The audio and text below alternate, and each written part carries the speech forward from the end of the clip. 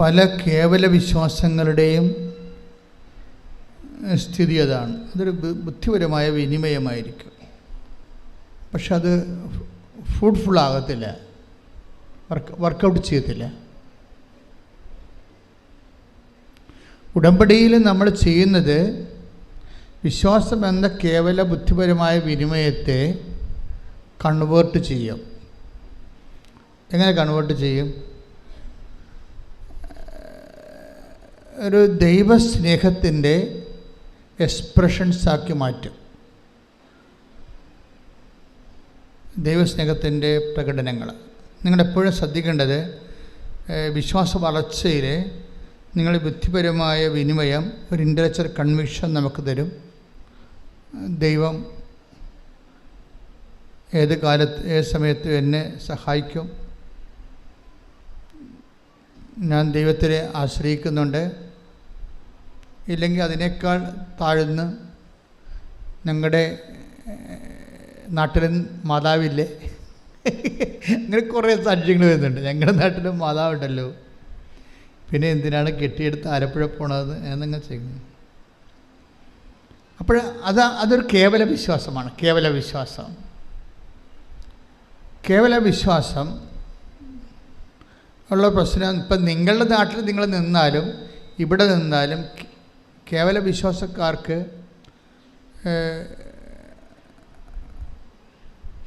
അത് ആക്ടിവേറ്റ് ആകത്തില്ല. വിശ്വാസം നമ്മൾ റീചാർജ് ചെയ്യാം, പക്ഷേ ആക്ടിവേറ്റ് ആകുന്നത് വേറെ ഒരു ഫങ്ഷനാണ് അല്ലേ. മൊബൈലിൽ നമുക്ക് റീചാർജ് ചെയ്യാൻ പറ്റും, പക്ഷേ ആക്ടിവേറ്റ് ആകണത് വേറെ ഒരു ഫങ്ഷനാണ്. അതുപോലെ വി ക്യാൻ ഹാവ് ഫെയ്ത്ത്, പക്ഷേ ആ ഫെയ്ത്ത് ഒരു സാക്ഷ്യത്തിലേക്ക് പ്രവേശിക്കുന്നത് അതിൻ്റെ കണ്ടൻറ്റ് ബേസ് വേറെയാണ്. അതിൻ്റെ അകത്ത് സ്നേഹത്തിൻ്റെ എലമെൻറ്റ്സ് വേണം. ഉടമ്പടിയിൽ പുരോഗമിക്കുന്നുണ്ടെങ്കിൽ നിങ്ങൾ ഇൻട്രോസ്പെക്റ്റ് ചെയ്യേണ്ട ഒരു വിഷയം, എൻ്റെ ഫെയ്ത്ത് കണ്ടൻറ്റിൽ കണ്ടൻറ്റ് ഓഫ് ലവ് ഉണ്ടോ എന്ന് നോക്കണം. നമുക്ക് ആ വിഷയത്തിലൊക്കെ ആധ്യാത്മിക ജീവിതത്തിൽ ഇത്തിരി ബുദ്ധി ഉപയോഗിക്കുന്നത് തെറ്റൊന്നുമില്ല. ഞാൻ നിങ്ങളുടെ വിശ്വാസത്തിൽ കണ്ടൻറ്റ് ഓഫ് ലവ് ഉണ്ടോ ഇല്ലയെന്ന് നോക്കണം. എന്നിട്ട് അതിൻ്റെ കുറവാണ് പരിഹരിക്കേണ്ടത്. കുറവ് പരിഹരിച്ച് മാത്രമേ നമുക്ക് വിശ്വാസ പുരോഗതി പ്രാപിക്കാൻ പറ്റത്തുള്ളൂ. അല്ലെങ്കിൽ ഇങ്ങനെ സ്റ്റാറ്റസ്കോ മെയിൻറ്റെയിൻ ചെയ്ത് പോകും, തൽസ്ഥിതി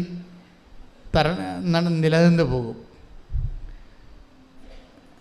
നമുക്കൊരു 10 ഡിഗ്രി ഫെയ്ത്ത് ഉണ്ട്, നമ്മളെങ്ങനെ തലകുത്തി പോയി. ഇപ്പോൾ നിങ്ങൾക്ക് അതിൻ്റെ അകത്ത് ഈ കൃപാസനത്തിൽ വന്ന് എൻ്റെ പേരിൽ രോഗികളെ ശുശ്രൂഷിക്കാം, വീട്ടിലെ സഹായം കൊടുക്കാം, അമ്മയെ സഹായിക്കാം, അല്ലെങ്കിൽ അപ്പനെ സഹായിക്കാം, പിന്നെ പാവപ്പെട്ടവരെ സഹായിക്കാം. പക്ഷേ ഇങ്ങനെയൊക്കെ സഹായിച്ചാലും ചില സമയത്ത് നിങ്ങളുടെ വിശ്വാസത്തിനൊരു വളർച്ച ഉണ്ടാകാൻ ചിലപ്പോൾ സാധ്യതയുണ്ടാകത്തില്ല. അതെന്തുകൊണ്ടാണ്? അത് നിങ്ങൾ ടെക്നിക്കലി ഫങ്ഷനിലായതുകൊണ്ടാണ്, സാങ്കേതികമായിട്ട് ഫങ്ഷനിലാകുന്നത് കൊണ്ടാണ്. സാങ്കേതികമായിട്ടല്ല എൻ്റെ അത് വരണത്. ഇപ്പം നിങ്ങൾ രോഗികളെ കാണുന്നുണ്ടെങ്കിൽ, ഇപ്പോൾ ചിലരൊക്കെ എന്തുമാത്രം, അതായത് കൃപാസനത്തിൽ ഇത്രയും ദൈവാനുഗ്രഹം നിറഞ്ഞു നിൽക്കാൻ കാരണം ഉടമ്പടി എടുത്തവരെല്ലാവരും ലോകത്തിൻ്റെ എമ്പാടും പോയി ആശുപത്രികളിലും അനാഥാലയങ്ങളിലും ഹോസ്പിസുകളിലും അതുപോലെ കുടുംബങ്ങളിലുമൊക്കെ പോയി ആൾക്കാരെ ശുശ്രൂഷിക്കുകയും ഭക്ഷണം കൊടുക്കുകയും പണം കൊടുക്കുകയും അവിടെ നിന്ന് വസ്ത്രം കഴുകി കൊടുക്കുകയും അങ്ങനെ സൽപ്രവൃത്തികളുടെ ഒരു പ്രളയമാണ് ഈ ഉടമ്പടി അഴിച്ചുവിട്ടിരിക്കുന്നത്. അവരുടെ സൽപ്രവൃത്തികളുടെ ആസ്തി ആ ഉടമ്പടിയുടെ പൊതു ഖജനാവിലെ ടാപ്പ് ചെയ്യുന്നവർക്ക് ഈ കൃപാസനത്തിൻ്റെ പൊതു ദൈവാനുഗ്രഹം ലഭിക്കും. തീർച്ചയായിട്ടും അതുകൊണ്ടാണ് കൃപാസനത്തിലെ കാല് കുത്തുമ്പോഴൊക്കെ ചില ആൾക്കാർ അനുഗ്രഹിക്കപ്പെടുന്നെന്ന് പറഞ്ഞതിൻ്റെ കാരണം ഇതിൻ്റെ പൊതുവായിട്ടുള്ള ആധ്യാത്മികമായിട്ടുള്ള ആസ്തികളാണ്. എപ്പോഴും നമ്മൾ ശ്രദ്ധിക്കേണ്ട കാര്യം ഈ കാര്യത്തിൽ കുറച്ച് റീസണബിൾ ആകണം. ഒരു വൈകാരികം എന്നതിനേക്കാളുപരി ഫെയ്ത്ത് മുന്നോട്ട് വെക്കുന്ന ഒരു റീസണുണ്ട്. വിശ്വാസം മുന്നോട്ട് വെക്കുന്ന ഒരു റീസണുണ്ട്, യുക്തിയുണ്ട്. അത് ഒരു പക്ഷേ നമ്മൾ പറയുന്ന സെക്കുലർ യുക്തിയല്ല, അത് മരിയൻ യുക്തി എന്നാണ് ഞാൻ പറയേണ്ടത്. മരിയൻ റീസൺ അങ്ങനെ ഒരു സംഭവമാണ്, ആധ്യാത്മിക ജീവിതത്തിലുള്ള സംഭവമാണ് മരിയൻ റീസൺ. എന്താ മരിയൻ റീസൺ? അപ്പോൾ മരിയൻ റീസൺ എന്ന് പറയുമ്പോൾ, ഉദാഹരണത്തിന് അവർക്ക് വീഞ്ഞില്ല എന്ന് അമ്മ പറയുന്നു, ഈശോയോട് പറയുന്നു അല്ലേ. ഫസ്റ്റ് റെസ്പോൺസ് എന്താണ് ഈശോയുടെ ഫസ്റ്റ് റെസ്പോൺസ് എന്താ? എനിക്ക് നിനക്കും എന്ത്. സെക്കൻഡ് റെസ്പോൺസ് എന്താണ്? എൻ്റെ സമയം ഇനിയും ആഗതമായിട്ടില്ല. അപ്പോൾ ഈ ഫസ്റ്റ് റെസ്പോൺസും സെക്കൻഡ് റെസ്പോൺസും ഉദ്ദേശിച്ച നെഗറ്റീവ് ആൻസറാണ് വരണത് അല്ലേ. നെഗറ്റീവ് അല്ലേ, ആ വിഷയം നടക്കത്തില്ലെന്ന് ഉറപ്പല്ലേ. Then why mother is waiting for the answer? പിന്നെ എന്തുകൊണ്ടാണ് അമ്മ നിൽക്കുന്നത്? അതാണ് വിഷയം. അതാണ് മരിയൻ റീസൺ എന്ന് പറയുന്നത്. എന്താണ്? അമ്മയ്ക്ക് വിശ്വാസത്തെക്കാളുപരി ഈശോയോട് സ്നേഹമുണ്ട്. ശ്രദ്ധിക്കട്ടെ. ഹല്ലേലൂയ.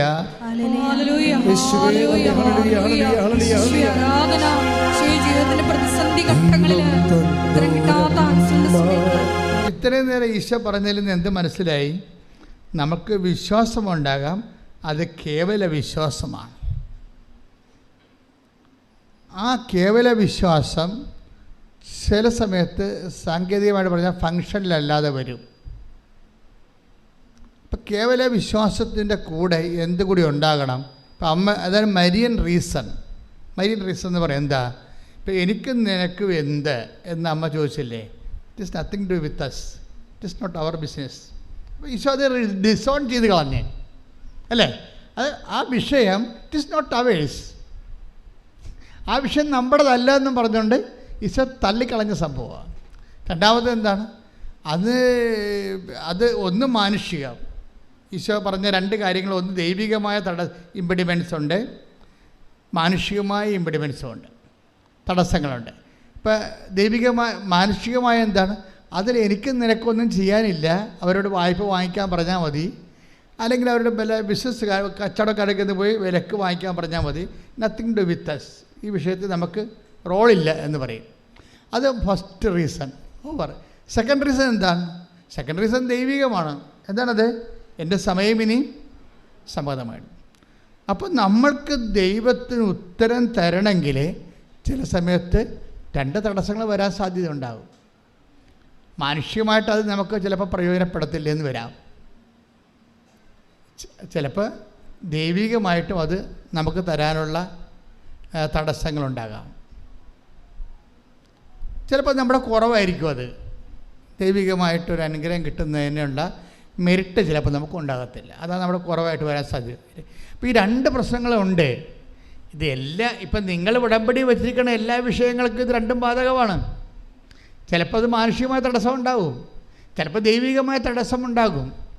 എന്നിട്ട് നമ്മൾ ഈ മാനുഷികമായ തടസ്സമുള്ള വിഷയം, ഇപ്പം നിങ്ങളുടെ ജപ്തി നടപടി, അല്ലെങ്കിൽ നിങ്ങളുടെ കല്യാണം വെക്കണില്ല, അല്ലെങ്കിൽ നിങ്ങളുടെ മക്കളെ നിങ്ങൾക്ക് കിട്ടണില്ല, ജോലി കിട്ടണില്ല, ജോലി സ്ഥലത്തെ പ്രശ്നം, നിങ്ങൾക്ക് PR ആകുന്നില്ല, പെൻഷൻ കിട്ടിയിട്ട് അംഗീകരിച്ചിട്ട് നിങ്ങൾക്ക് കിട്ടണില്ല, ഇങ്ങനെ എന്തെല്ലാം പ്രശ്നമാണ്, ഇല്ലായ്മയെല്ലാം ഉള്ളത്. അതെല്ലാം ഈ പ്രശ്നങ്ങളെല്ലാം എന്തിൻ്റെങ്കിലും ഒരു ആബ്സെൻസാണ്. പ്രശ്നങ്ങളെല്ലാം എന്തിൻ്റെ ആബ്സെൻസ് ആകും? പ്രശ്നങ്ങളെല്ലാം നമുക്കുണ്ടാകുന്ന പ്രശ്നങ്ങൾ, ജപ്തി ആയാലും എന്ത് സംഭവമായാലും എല്ലാ പ്രശ്നങ്ങളും എന്തിൻ്റെങ്കിലും ഒരു ആബ്സെൻസാണ്, എന്തെങ്കിലും ഒരു പോരായ്മയാണ്. ഇപ്പോൾ രോഗമാണെന്ന് ആരോഗ്യത്തിൻ്റെ പോരായ്മ, ഇല്ലായ്മയാണല്ലോ. ഇതിനെ എല്ലാത്തിനും ഇങ്ങനെ പ്രശ്നങ്ങളെല്ലാം ഇല്ലായ്മ എന്നുള്ള രീതിയിലാണ് ബൈബിൾ അപ്രോച്ച് ചെയ്യണത്. ദാറ്റ് മീൻസ് ബൈബിൾ ഇല്ല എന്ന് പറഞ്ഞാൽ എൻ്റെ അർത്ഥം മെരിറ്റ് ഇല്ലെന്ന് എൻ്റെ അർത്ഥം. ബൈബിളിൻ്റെ രീതിയാണല്ലോ പറയേണ്ടത്. ഒരില്ലായ്മ. ഇപ്പോൾ അമ്മ എന്താ പറയണത്? അവർക്ക് വീഞ്ഞ് ഇല്ല. അവിടെ പ്രശ്നത്തെ മുഴുവന് അഭിമാന പ്രശ്നം ഉണ്ടായതിൻ്റെ അകത്ത് നാണം കെട്ടി അവിടെ നിന്ന് പിരിയത്തുള്ള ആ വിഷയം. പക്ഷെ അവർക്ക് ആ നാണം കെട്ടി പിരിയാൻ സാധ്യതയുള്ള വിഷയമാണത്. അപമാന പ്രശ്നമുണ്ടതിൻ്റെ അകത്ത്. നമ്മുടെ എല്ലാ വിജയമയുടെ മുമ്പിൽ നമ്മൾ ടെൻഷൻ അടിക്കണ എന്താ കാര്യം? നമ്മൾ ടെൻഷൻ അടിക്കാൻ കാര്യം അതൊരു അപമാനമായിട്ട് മാറുമോ ഇല്ലയോ എന്ന് നമുക്ക് ബുദ്ധിമുട്ടുള്ളത് കൊണ്ടാണ് നമ്മളത് വിഷയമാക്കുന്നത്. ഇങ്ങനെയുള്ള എല്ലാ വിഷയവും മൂടി വെച്ചുകൊണ്ട് അതിനെ അഡ്രസ്സ് ചെയ്യണത് സിംഗിൾ വാക്കിലാണ്. They have no wine. അവർക്ക് വീഞ്ഞ് ഇല്ല. അതിൻ്റെ ഉത്തരം വളരെ വ്യക്തമാണ്. അതിന് 2 ഇമ്പഡിമെൻറ്റ്സ് ഉണ്ട്, 2 തടസ്സങ്ങളുണ്ട്. ഒന്ന്, മാനുഷികമായി അത് വലിയ കാര്യം അല്ല. അതാണ് എനിക്ക് നിനക്ക് എന്ത്, അവർക്ക് പർച്ചേസ് ചെയ്യാവുന്ന വിഷയമേ ഉള്ളൂ. അല്ലെങ്കിൽ അവർക്ക് ലെൻറ്റിന് അവർക്ക് ഹയർ ചെയ്യാം, അത്രയേ ഉള്ളൂ. അതിൻ്റെ നമ്മളതിൻ്റെ അകത്ത് ഇൻവോൾവ് ചെയ്യേണ്ട കാര്യമില്ല. It is none of our business എന്ന രീതിയിലാണ് അതിൻ്റെ ഫസ്റ്റ് ആൻസർ വരണത്. സെക്കൻഡ് ആൻസർ എന്താ വരണത്? സെക്കൻഡ് ആൻസർ പറയണത് എൻ്റെ സമയം ഇനി സമാഗതമായി ദൈവികമായ തടസ്സങ്ങളാണ് വേണം. ദൈവികമായി നീ അത് നിനക്ക് സ്വീകരിക്കാനുള്ള സമയമായിട്ടില്ല. ഈ അനുഗ്രഹം ഭൗതികമാണ്, പക്ഷേ ദൈവികമായിട്ട് നിനക്കത് സ്വീകരിക്കാനുള്ള സമയമായിട്ടില്ല. അപ്പോൾ ഇങ്ങനെ 2 ഇമ്പഡിമെൻറ്റ്സ് വന്ന സ്വാഭാവികമായിട്ട് എന്താ പറയേണ്ടത്? ആ ഒരു പ്രെയറിനോട് ഗുഡ് ബൈ പറഞ്ഞ് ബുദ്ധിയും ബോധമുള്ളവർ പോകും. പക്ഷേ എന്തുകൊണ്ട് മറിയം എന്താ ചെയ്യണത്? മറിയം അതിനെ വെയിറ്റ് ചെയ്യാൻ, എന്നിട്ട് മറിയം അതിനെ പരിശുദ്ധാത്മാവിൻ്റെ നിറവിൽ ഒരു പുതിയ പോംവഴി കണ്ടുപിടിക്കുകയാണ്. എന്താണ് അത്? കവനൻ്റൽ ഫോർമുലയാണ് അവിടെ ഉപയോഗിക്കുന്നത്. നമുക്കിത് ഇപ്പോൾ ഈ കാലങ്ങളിലല്ലേ മനസ്സിലായത്. നമ്മൾ വെള്ളം കോരാൻ പറഞ്ഞപ്പോൾ വെള്ളം കോരി, വിറക് കൊട്ടാൻ പറഞ്ഞാൽ വിറക് കെട്ടി എന്നൊക്കെ പറഞ്ഞാൽ നമ്മൾ വായിച്ചുകൊണ്ടും പ്രസംഗിച്ചുകൊണ്ടും പോയത്. ഇപ്പോഴല്ലേ നമ്മൾ മനസ്സിലാക്കണത് ഈ നടക്കാത്ത കാര്യം നടക്കാൻ കവനൻ്റ് ഫോർമുലയാണ് ഉപയോഗിക്കേണ്ടതെന്ന് മനസ്സിലായി. ഇത് പുതിയത് മറിയത്തിൻ്റെ ഫോർമുല അല്ല. ഏജ് ഓൾഡായിട്ട് ബൈബിള് ദൈവത്തിനെ മനുഷ്യൻ്റെ ജീവിതത്തിലേക്ക് ഇറക്കിക്കൊണ്ട് വരുന്നതിന് വേണ്ടി ഉപയോഗിക്കുന്നതാണ് ബൈലാറ്ററൽ എഗ്രിമെൻ്റ് മെത്തേഡ്. ഈ ബൈലാറ്ററൽ എഗ്രിമെൻ്റ് മെത്തേഡിലൂടെ എന്താണ് ശരിക്കും പറയുന്നത്? ഇത് ആക്ടിവേറ്റ് ചെയ്യണമെങ്കിൽ എന്ത് വേണം? You must have A certain amount of level of love. നമുക്കറിയാം. അതാണ് ഞാൻ പറഞ്ഞത്, നിങ്ങളുടെ സൽപ്രവർത്തികൾ ഇനി ഫുൾ കണ്ടു. അതാർക്കും ചെയ്യാം. സൽപ്രവർത്തികൾ ചെയ്യണമെന്നുണ്ടെങ്കിൽ നമ്മൾക്ക് എപ്പോഴും വരേണ്ട ഒരു വിഷയം, നമ്മൾ ഗുഡ് വർക്ക്സ് എന്നാണ് പറയണത് സൽപ്രവൃത്തിയെ. പക്ഷേ ബൈബിൾ ശരിക്കും ദൈവത്തിൻ്റെ മൈൻഡ് ആണ് നമ്മൾ തർജ്ജമ ചെയ്യണമെന്നുണ്ടെങ്കിൽ ഈ സൽപ്രവൃത്തികൾ ഗുഡ് വർക്കുകൾ അല്ല. ശരിക്കും പറഞ്ഞാൽ ദാറ്റ് ഈസ് ഗ്രേസ്ഫുൾ വർക്കാണ്, ഗ്രേസ് ഗിവിങ് വർക്ക്സിനാണ് ഈ പറയുന്ന ബൈബിൾ എപ്പോഴും സൽപ്രവൃത്തികളുടെ ഇവിടെ കുറഞ്ഞിട്ടാണോ ക്രിസ്തു ആഗതനാകേണ്ടി വരണത്? ക്രിസ്തുവിന് മുമ്പ് എത്രയോ സൽപ്രവർത്തികൾ ചെയ്ത മനുഷ്യർ ഈ ഭൂമിയിലുണ്ട്. സോക്രട്ടീസൊക്കെ നല്ല മനുഷ്യരല്ലായിരുന്നോ? എന്താ അവർക്ക് കുഴപ്പം? പക്ഷെ അവിടുത്തെ പ്രോബ്ലം, ബൈബിൾ അങ്ങനെ ഒരു സൽപ്രവർത്തികൾ വർദ്ധിപ്പിക്കാൻ വേണ്ടിയല്ലോ ഈ ഭൂമിയിൽ ക്രിസ്തു ആഗതനായത്. പിന്നെ എന്താണ്? കൃപാവര പ്രവർത്തനങ്ങളാണ്. ഈ സൽപ്രവൃത്തിയും കൃപാവര പ്രവർത്തിയും തമ്മിൽ ഇപ്പം ഒത്തിരി വ്യത്യാസമുണ്ട്. നിങ്ങൾ ഉടമ്പടിയിൽ നിങ്ങൾ ചെയ്യേണ്ടത് ഗ്രേസ് ഗീവിങ് വർക്ക്സാണ് ചെയ്യേണ്ടത്. കൃപാവര പ്രവർത്തനങ്ങൾ, കൃപ നമുക്ക് ലഭിക്കാൻ ആവശ്യമായ വർത്തനങ്ങൾ, അതെന്താ ചെയ്യണം? കൃപ വർദ്ധിപ്പിക്കണമെങ്കിൽ എന്ത് ചെയ്യണം? കൃപ എല്ലാം യേശുക്രിസ്തുവിൻ്റെ നെയിമിൻ്റെ അണ്ടറിലാണ് കൃപയെല്ലാം വരണത്. കൃപ എന്ന് പറഞ്ഞാൽ എന്താണ്? അതുകൊണ്ടാണ് ബൈബിൾ പറയണത് കൃപയും സത്യവും. Take the word of God. ശ്രുതിക്കട്ടെ. ഹല്ലേലൂയ, ഹല്ലേലൂയ, ഹല്ലേലൂയ, ഹല്ലേലൂയ, ഹല്ലേലൂയ. യേശുവേ നന്ദി. ഹല്ലേലൂയ, ഹല്ലേലൂയ, ഹല്ലേലൂയ. യോഹന്നാൻ 1:17. എന്തുകൊണ്ടെന്നാൽ നിയമം മോശ വഴി നൽകപ്പെട്ടു, കൃപയും സത്യവുമാകട്ടെ യേശുക്രിസ്തു വഴി ഉണ്ടായി. ഇതിനകത്ത് ഒരു പ്രശ്നങ്ങൾ വരണമെന്ന് വെച്ച് കഴിഞ്ഞാൽ ഈ ഡിഗ്രീസ് ഓഫ് പെർഫെക്ഷനിൽ മോശയുടെ വചനവും ജീസസിൻ്റെ വചനവും തമ്മിലുള്ള ഒരു വ്യത്യാസം അതാണ്. മോസസിൻ്റെ വചനത്തിന് സാങ്കേതികമായ ദൈവത്തിൻ്റെ മനസ്സനുസരിച്ചുള്ള നിയമപരമായിട്ടുള്ള കാഴ്ചപ്പാടുകളാണ് കൈകാര്യം ചെയ്യണത്. കർത്താവിൻ്റെ വചനത്തിൽ അതല്ല. എന്താണ്? കൃപയും സത്യവുമാണ്. കൃപയും സത്യവും ആര് വഴി ഉണ്ടായി? ക്രിസ്തു വഴി ഉണ്ടായി. അപ്പോൾ അതെങ്ങനെയാണ് ഉണ്ടായതെന്ന് നമ്മൾ അറിയണം. ക്രിസ്തു വഴി ഉണ്ടായത്. ഉടമ്പടി ടാർഗറ്റ് ചെയ്യണത് സൽപ്രവൃത്തികളല്ല. നിങ്ങൾ കുറേ ആൾക്കാർ ചെയ്യണത് വെറും സൽപ്രവൃത്തികളാണ്. വെറും സൽപ്രവൃത്തികളെന്ന് വെച്ച് കഴിഞ്ഞാൽ ഇവിടുന്ന് കുറേ കാര്യങ്ങൾ പറഞ്ഞിട്ടുണ്ട്, അതനുസരിച്ച് കൊണ്ട് രോഗികളെ കാണുന്നു. കഴിഞ്ഞ ദിവസം ഞാൻ ഒരു സാക്ഷ്യം പറഞ്ഞത്, ഞാൻ ഓൾഡ് ഏജിൽ ഹോമിൽ പോയി ഒരു ദിവസം മുഴുവൻ നിന്ന് അവിടുത്തെ ഉടുപ്പെല്ലാം അലക്കി കൊടുത്തെന്നാണ്. പിന്നെ വേറൊരു ചേച്ചി സാക്ഷ്യം പറഞ്ഞത്, ഞാൻ ഓൾഡ് ഏജ് ഹോമിൽ പോയി നഖം വെട്ടി കൊടുത്തെന്ന് പറഞ്ഞു. It's okay, you are doing all this kind of things. ഇതെല്ലാം നല്ല സന്തോഷത്തിൽ ഇങ്ങനെ ചെയ്യുന്നുണ്ട്, സന്തോഷമുണ്ട്, നന്ദിയുണ്ട്. പക്ഷേ ഇതെല്ലാം സൽപ്രവൃത്തികളാണ്. ഈ സൽപ്രവൃത്തികളിൽ നിന്ന് നമുക്ക് കൃപ ഡ്രോൺ ചെയ്യണമെന്നുണ്ടെങ്കിൽ നിങ്ങൾക്ക് വേറെ ഒരു കാര്യം കൂടി വേണം. എന്താ വേണ്ടത്? കൃപ. സൽപ്രവൃത്തികളിത് ഈ നിങ്ങൾ ചെയ്ത കാര്യങ്ങളെ ക്രിസ്തുവിനെ മാറ്റി നിർത്തിയും ചെയ്യാൻ പറ്റും. ലോകത്ത് എന്തുമാത്രം ആൾക്കാർ ചെയ്യുന്നുണ്ട് ഇല്ലേ? റോട്ടറി ക്ലബ്ബുകാരെ കണ്ണ് വരെ വെച്ച് കൊടുക്കുന്നുണ്ട് ഇല്ലേ? അപ്പോൾ അങ്ങനെ എന്തോ ക്ലബ്ബുകാർ ചെയ്യുന്നുണ്ട്. നാട്ടിൽ എന്തുമാത്രം അയൽക്കൂട്ടങ്ങളും അതുപോലെ തന്നെ പല പലതരമുള്ള പാർട്ടി സംഘങ്ങളും ഒക്കെ പല കാര്യങ്ങളും മനുഷ്യർക്ക് വേണ്ടി ചെയ്യുന്നുണ്ട്. ഇതെല്ലാം സൽപ്രവൃത്തികളാണ്. പക്ഷേ ഒരു ക്രൈസ്റ്റ് സെൻട്രിക് ആയിട്ടുള്ള ഒരു ആധ്യാത്മികത ചര്യം അനുവർത്തിക്കുന്നവരെ കേവലം സൽപ്രവൃത്തികളല്ല നമ്മൾ ലക്ഷ്യം വെക്കുന്നത്, കൃപാവര പ്രവൃത്തികളാണ്. എന്താ കാര്യം? കൃപയും സത്യവും അവൻ വഴി ഉണ്ടായി.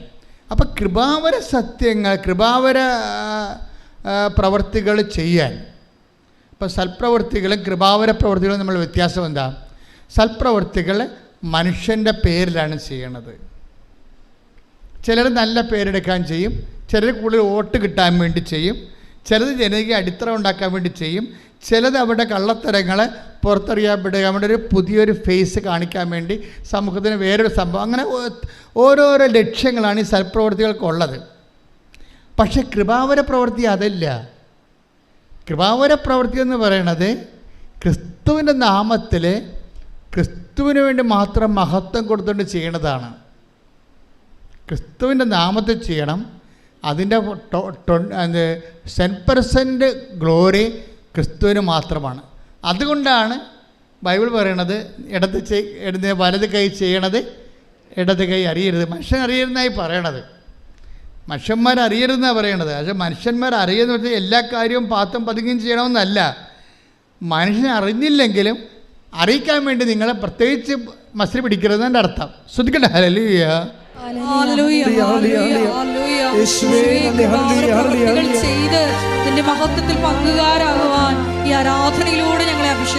കേവല വിശ്വാസത്തിൽ നിന്ന് സൽപ്രവൃത്തികളിലേക്കും പിന്നെ കൃപാവര പ്രവൃത്തികളിലേക്കും സഭ വെളിപാടുകളുടെ പൂർണ്ണതയിലേക്ക് പോകുന്നത് കാലങ്ങൾ കൊണ്ടാണ്, ഒറ്റയടിക്കല്ല. ആദ്യകാലങ്ങളിൽ സഭയ്ക്ക് തോന്നിയത് കേവല വിശ്വാസം മാത്രം മതി എന്നാണ് തോന്നിയത്. ക്രിസ്തുവിലുള്ള കേവല വിശ്വാസം മാത്രം മതി. ഒരു മനുഷ്യന് അവനെ റൈച്ചസ് ആകാൻ പറ്റും, നീതീകരിക്കപ്പെടാൻ പറ്റും. ഇപ്പം റോമ 3:28 എടുത്ത് സ്തുതിക്കട്ടെ. ഹല്ലേലൂയ ഹല്ലേലൂയ ഹല്ലേലൂയ ഹല്ലേലൂയ ഹല്ലേലൂയ. യേശുവേ നന്ദി, യേശുവേ സ്തുതി. ഹല്ലേലൂയ. റോമ 3:28 എന്തെന്നാൽ നിയമാനുഷ്ഠാനം കൂടാതെ തന്നെ വിശ്വാസത്താൽ മനുഷ്യൻ നീതീകരിക്കപ്പെടുന്നു എന്ന് നാം അനുമാനിക്കുന്നു. അപ്പം ആദ്യകാലങ്ങളിലുള്ള കൺസെപ്റ്റ് വിശ്വാസം, ക്രിസ്തു എനിക്ക് വേണ്ടി പീഡ അനുഭവിച്ചു, എൻ്റെ പാപത്തിന് പരിഹാരം ചെയ്തു ക്രിസ്തു. അതുകൊണ്ട് തന്നെ ആ ക്രിസ്തുവിൻ്റെ പരിഹാരത്തെ വിശ്വസിച്ച് കഴിഞ്ഞാൽ തീർച്ചയായിട്ടും എനിക്ക് നിത്യരക്ഷ ലഭിക്കുമെന്നുള്ള ഇതിന് ഇനീഷ്യൽ ജസ്റ്റിഫിക്കേഷൻ എന്നാണ് പറയുന്നത്. പ്രാഥമിക നീതീകരണം. ഇപ്പോൾ കത്തോലിക്ക സഭയെ സംബന്ധിച്ചിടത്തോളം 50,000-ഓളം ആതുര കേന്ദ്രങ്ങളുള്ളത്. ഇത് മാത്രമാണ്. അതായത് നമ്മൾ എന്തുമാത്രം ആതുര സേവന കേന്ദ്രങ്ങളാണ് സഭയ്ക്കുള്ളത്. ഒരു പക്ഷേ ലോകത്തെ ഏറ്റവും കൂടുതൽ ആതുര സേവന കേന്ദ്രങ്ങളുള്ള സഭയ്ക്കാണ്. അത് സഭ എന്താ ഫോളോ ചെയ്യണത്? വിശ്വാസം മാത്രം പോരാ, പിന്നെ എന്താണ്? പ്രവൃത്തി കൂടി വേണം. അത് പറയാൻ കാരണം എന്താണ്? അത് ഈ സെൻപോൾ തന്നെ പിന്നീട് തീത്തോസിലേക്ക് വരുമ്പോൾ തീത്തോസ് 3:8 എടുത്തേ. തീത്തോസ് 3:8 ഇപ്പറഞ്ഞത് സത്യമാണ്. ഏറ്റു പറഞ്ഞ ഈ പറഞ്ഞത് സത്യമാണ്. ഈ പറഞ്ഞത് സത്യമാണ്. ദൈവത്തിൽ വിശ്വസിച്ചവർ സൽപ്രവൃത്തികൾ ചെയ്യുന്നതിൽ ജാഗരൂകരായിരിക്കാൻ വേണ്ടി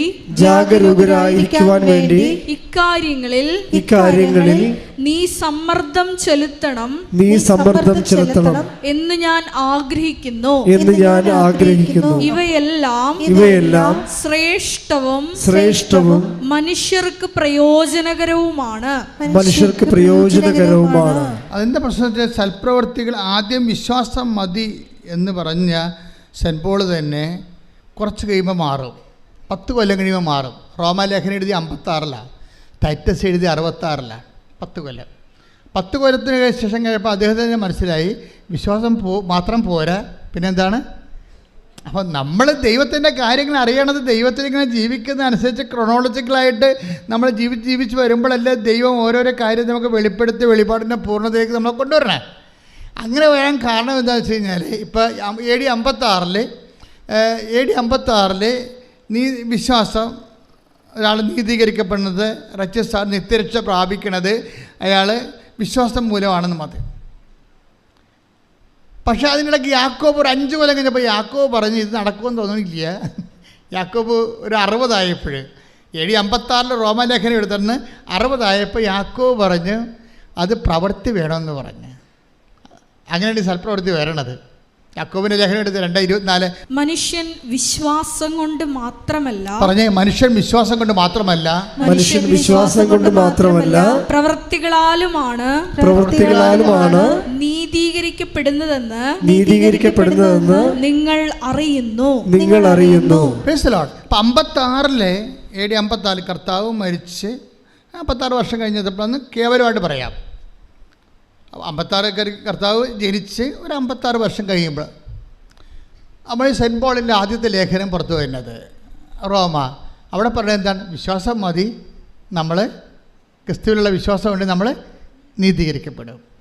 അപ്പോസ്തലന്മാരുടെ ഇടയിൽ ചർച്ചയായി. പിന്നെ ജെറുസലേം സൂനദോസ് തുടങ്ങാൻ നേരത്ത് സൂനദോസിൻ്റെ ഇടയ്ക്ക് കൃത്യമായ ഐഡിയ കിട്ടാൻ വേണ്ടി യാക്കോബ്, കർത്താവിൻ്റെ സഹോദരൻ യാക്കോബ് പറഞ്ഞു വിശ്വാസം മാത്രം പോരാ, സിനഗോഗ് ശ്രദ്ധിക്കണം. ജെറുസലേം സൂനദോസ് നടന്നുകൊണ്ടിരിക്കണം ആദ്യത്തെ. അപ്പോൾ നിങ്ങൾ അവിടെയാണ് യാക്കോബ് അഡ്രസ്സ് ചെയ്യണത്. വിശ്വാസം മാത്രം പോരാ, മറിച്ച് എന്ത് വേണം? പ്രവൃത്തി വേണം. യാക്കോബിൻ്റെ ഈ ലേഖനമാണ് ലോകത്തെ മാറ്റിക്കളഞ്ഞത്. ലോകത്ത് ഇന്ന് കാണുന്ന ഈ സഭയുടെ എല്ലാവിധ ആതുര സേവനങ്ങളെയും അതുപോലെ തന്നെ അവകാശ പോരാട്ടങ്ങളെയും അതുപോലെ തന്നെ മനുഷ്യോചിതമായ എല്ലാ നടപടികളെയും ശുശ്രൂഷകളെയും എല്ലാം കുഞ്ഞുങ്ങളെ, ഇപ്പോൾ ഓട്ടിസം ബാധിച്ച കുഞ്ഞുങ്ങളെ, ജന്മന കിടപ്പിലായ കുഞ്ഞുങ്ങൾ, എന്തുമാത്രം കുഞ്ഞുങ്ങളെയാണ്, എന്തുമാത്രം സിസ്റ്റേഴ്സ് നോക്കണത് ലോകം മുഴുവനും. അതെല്ലാം കാര്യം ഈ യാക്കോബിൻ്റെ ലേഖനമാണ്. യാക്കോബിൻ്റെ ലേഖനം എന്ന് പറയുന്നത് വല്ലാത്തൊരു ലേഖനമായിപ്പോയി. അപ്പോൾ അത് സെൻറ്റ് പോൾ പറഞ്ഞതിന് ശേഷം സെൻറ്റ് പോൾ കർത്താവിനെ കണ്ടിട്ടില്ലല്ലേ, അതാണ് പ്രശ്നം. അതിനുശേഷം പക്ഷെ കർത്താവിൻ്റെ കൂടെ നടന്ന ആളാണ് യാക്കോബ്. യാക്കോബ് കർത്താവിന് മൈൻഡ് റീഡ് ചെയ്തേച്ച് പറഞ്ഞ് പ്രവൃത്തിയില്ലാതെ വിശ്വാസം നീതീകരിക്കപ്പെടത്തില്ല എന്ന് പറയും. ജസ്റ്റിഫൈ ആകത്തില്ല. നിത്യരക്ഷ പ്രാപിക്കണേ പ്രവൃത്തി വേണം. അതുകൊണ്ട് യാക്കോബ് 5 കൊല്ലം സെൻറ്റ് പോളിൻ്റെ ലേഖനം കഴിഞ്ഞ് 5 കൊല്ലം കഴിഞ്ഞപ്പോൾ 60 പറയും. അതൊന്നൊരു വായിച്ച് യാക്കോബ് 2:24 ശ്രുതികണ്ട ഹല്ലേലൂയ. വിശ്വാസം കൊണ്ട് മാത്രമല്ല പ്രവൃത്തികളാലുമാണ് നീതീകരിക്കപ്പെടുന്നതെന്ന് നിങ്ങൾ അറിയുന്നു. അപ്പോൾ ജെറുസലേം സൂനദോസിൽ തീരുമാനം നിലപാട് കൃത്യമായി. അപ്പോൾ യാക്കോബ് പൗലോസ് അപ്പോസ്തലനും മനസ്സിലായി സഭയുടെ കറക്റ്റ് നിലപാട്. അപ്പോൾ പൗലോസ് അപ്പോസ്തലനും മനസ്സിലായി പ്രവൃത്തിയാണ് മൂലമാണ് വിശ്വാസം നീതീകരിക്കപ്പെടുന്നത്. അപ്പോൾ പിന്നീട് 5 കൊല്ലം കഴിഞ്ഞപ്പോഴാണ് ടൈറ്റസ് ലേഖനം എഴുതുന്നത്. 5 കൊല്ലം കഴിയുമ്പോൾ ടൈറ്റസ് ലേഖനം എഴുതുമ്പോൾ, തീത്തോസിൻ്റെ ലേഖനം എഴുതുമ്പോൾ സെൻറ്റ് പോൾ പറയും, എന്താ പറഞ്ഞിരിക്കുന്നത്? 3:8 ശ്രുതികട ഹല്ലേലൂയ. ഹല്ലേലൂയ ഹല്ലേലൂയ ഹല്ലേലൂയ ഹല്ലേലൂയ. യേശുവേ നന്ദി. ഹല്ലേലൂയ. ഇപ്പറഞ്ഞത് സത്യമാണ്. ഈ പറഞ്ഞത് സത്യമാണ്. ഈ പറഞ്ഞത് സത്യമാണ്. ദൈവത്തിൽ വിശ്വസിച്ചവർ സൽപ്രവൃത്തികൾ ചെയ്യുന്നതിൽ ജാഗരൂകരായിരിക്കാൻ വേണ്ടി ഇക്കാര്യങ്ങളിൽ നീ സമ്മർദ്ദം ചെലുത്തണം എന്ന് ഞാൻ ആഗ്രഹിക്കുന്നു. ഇവയെല്ലാം ശ്രേഷ്ഠവും മനുഷ്യർക്ക് പ്രയോജനകരവുമാണ്. നമ്മൾ എന്താണ് ഈ വിഷയം ഇത്രയും സീരിയസ് പഠിപ്പിക്കാൻ കാരണം ഉടമ്പടി എന്ന് പറയുന്നത് മുഴുവനും പ്രവൃത്തികളാണ്. പ്രാർത്ഥനയുടെ അംശം അതിൻ്റെ അകത്ത് 30% ഉള്ളു, ബാക്കിയെല്ലാം പ്രവൃത്തിയുടേതാണ്. അപ്പോൾ ഈ പ്രവൃത്തികൾ ചെയ്യുന്നവരെ രണ്ട് കാര്യം മനസ്സിലാക്കണം. ഒന്നാമത്തെ ഇത് വർക്കൗട്ട് ഫയർ ആകണമെന്നുണ്ടെങ്കിൽ പ്രവൃത്തികൾ ചെയ്യണം. പക്ഷേ this is not my point. എൻ്റെ പോയിൻ്റ് ഇതുമല്ല. ഞാൻ എന്താ നിങ്ങൾ പറഞ്ഞത്, ഈ സൽപ്രവൃത്തികൾ ഒരു ക്രിസ്തുഇതരമായിട്ട് ക്രിസ്തുവിനെ മാറ്റി നിർത്തിക്കൊണ്ട് we can do so many good works, അതൊന്നും കൗണ്ടഡ് ആകത്തില്ല. എന്താ കാര്യം? അത് ക്രിസ്തുവിൻ്റെ മഹത്വത്തെ പ്രഘോഷിക്കാത്ത, അവൻ്റെ നാമത്തെ മഹത്വപ്പെടുത്താത്ത പ്രവൃത്തികളെല്ലാം ശരിക്കും പറഞ്ഞാൽ അത് കൃപാവര പ്രവൃത്തികളല്ല. We are aiming for graceful works, കൃപാവര പ്രവൃത്തികൾ. നിങ്ങളത് വളരെ കൃത്യമായിട്ട് ചെയ്യണം. സൽപ്രവൃത്തിയും കൃപാവര പ്രവൃത്തിയും തമ്മിലുള്ള വ്യത്യാസം എന്ന് പറയുന്നത്, കൃപാവര പ്രവൃത്തി for the glorification of Christ name, കർത്താവിൻ്റെ നാമത്തിൻ്റെ മഹത്വത്തിനാണ് അത് കാഴ്ചവെക്കുന്നത്. അതുകൊണ്ടാണ് ഇൻറ്റൻഷൻ പ്രധാനപ്പെട്ടതായി വരുന്നത്. നമുക്ക് ഇൻറ്റൻഷൻ പ്രധാനപ്പെട്ട, ചെയ്ത പ്രവൃത്തി ചെയ്യല്ല പ്രശ്നം. നിങ്ങൾ അതാണ് ഈശോ ഒരു ഗ്ലാസ് പച്ചവെള്ളമാണ് take the word of God 10:42 സ്തുതിക്കട്ടെ. ഹല്ലേലൂയ ഹല്ലേലൂയ ഹല്ലേലൂയ ഹല്ലേലൂയ ഹല്ലേലൂയ യേശുവേ നന്ദി, യേശുവേ സ്തുതി. ഹല്ലേലൂയ ഹല്ലേലൂയ ഹല്ലേലൂയ ഹല്ലേലൂയ. മത്തായി 10:42 ഈ ചെറിയവരിൽ ഒരുവന് ശിഷ്യന് എന്ന നിലയിൽ ഒരു പാത്രം വെള്ളമെങ്കിലും കൊടുക്കുന്നവന് പ്രതിഫലം ലഭിക്കാതിരിക്കുകയില്ലെന്ന് സത്യമായി ഞാൻ നിങ്ങളോട്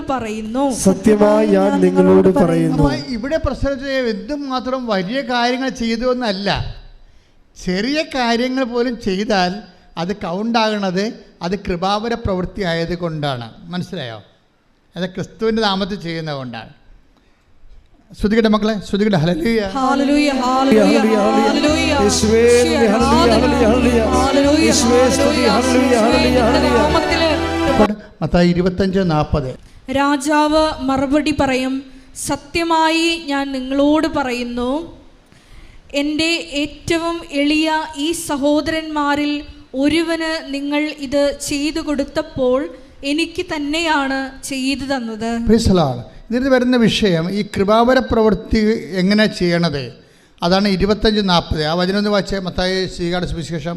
സത്യമായി ഞാൻ നിങ്ങളോട് പറയുന്നു, സത്യമായി ഞാൻ നിങ്ങളോട് പറയുന്നു, എൻ്റെ ഏറ്റവും എളിയ ഈ സഹോദരന്മാരിൽ ഒരുവന് നിങ്ങൾ ഇത് ചെയ്തു കൊടുത്തപ്പോൾ എനിക്ക് തന്നെയാണ് ചെയ്തു തന്നത്.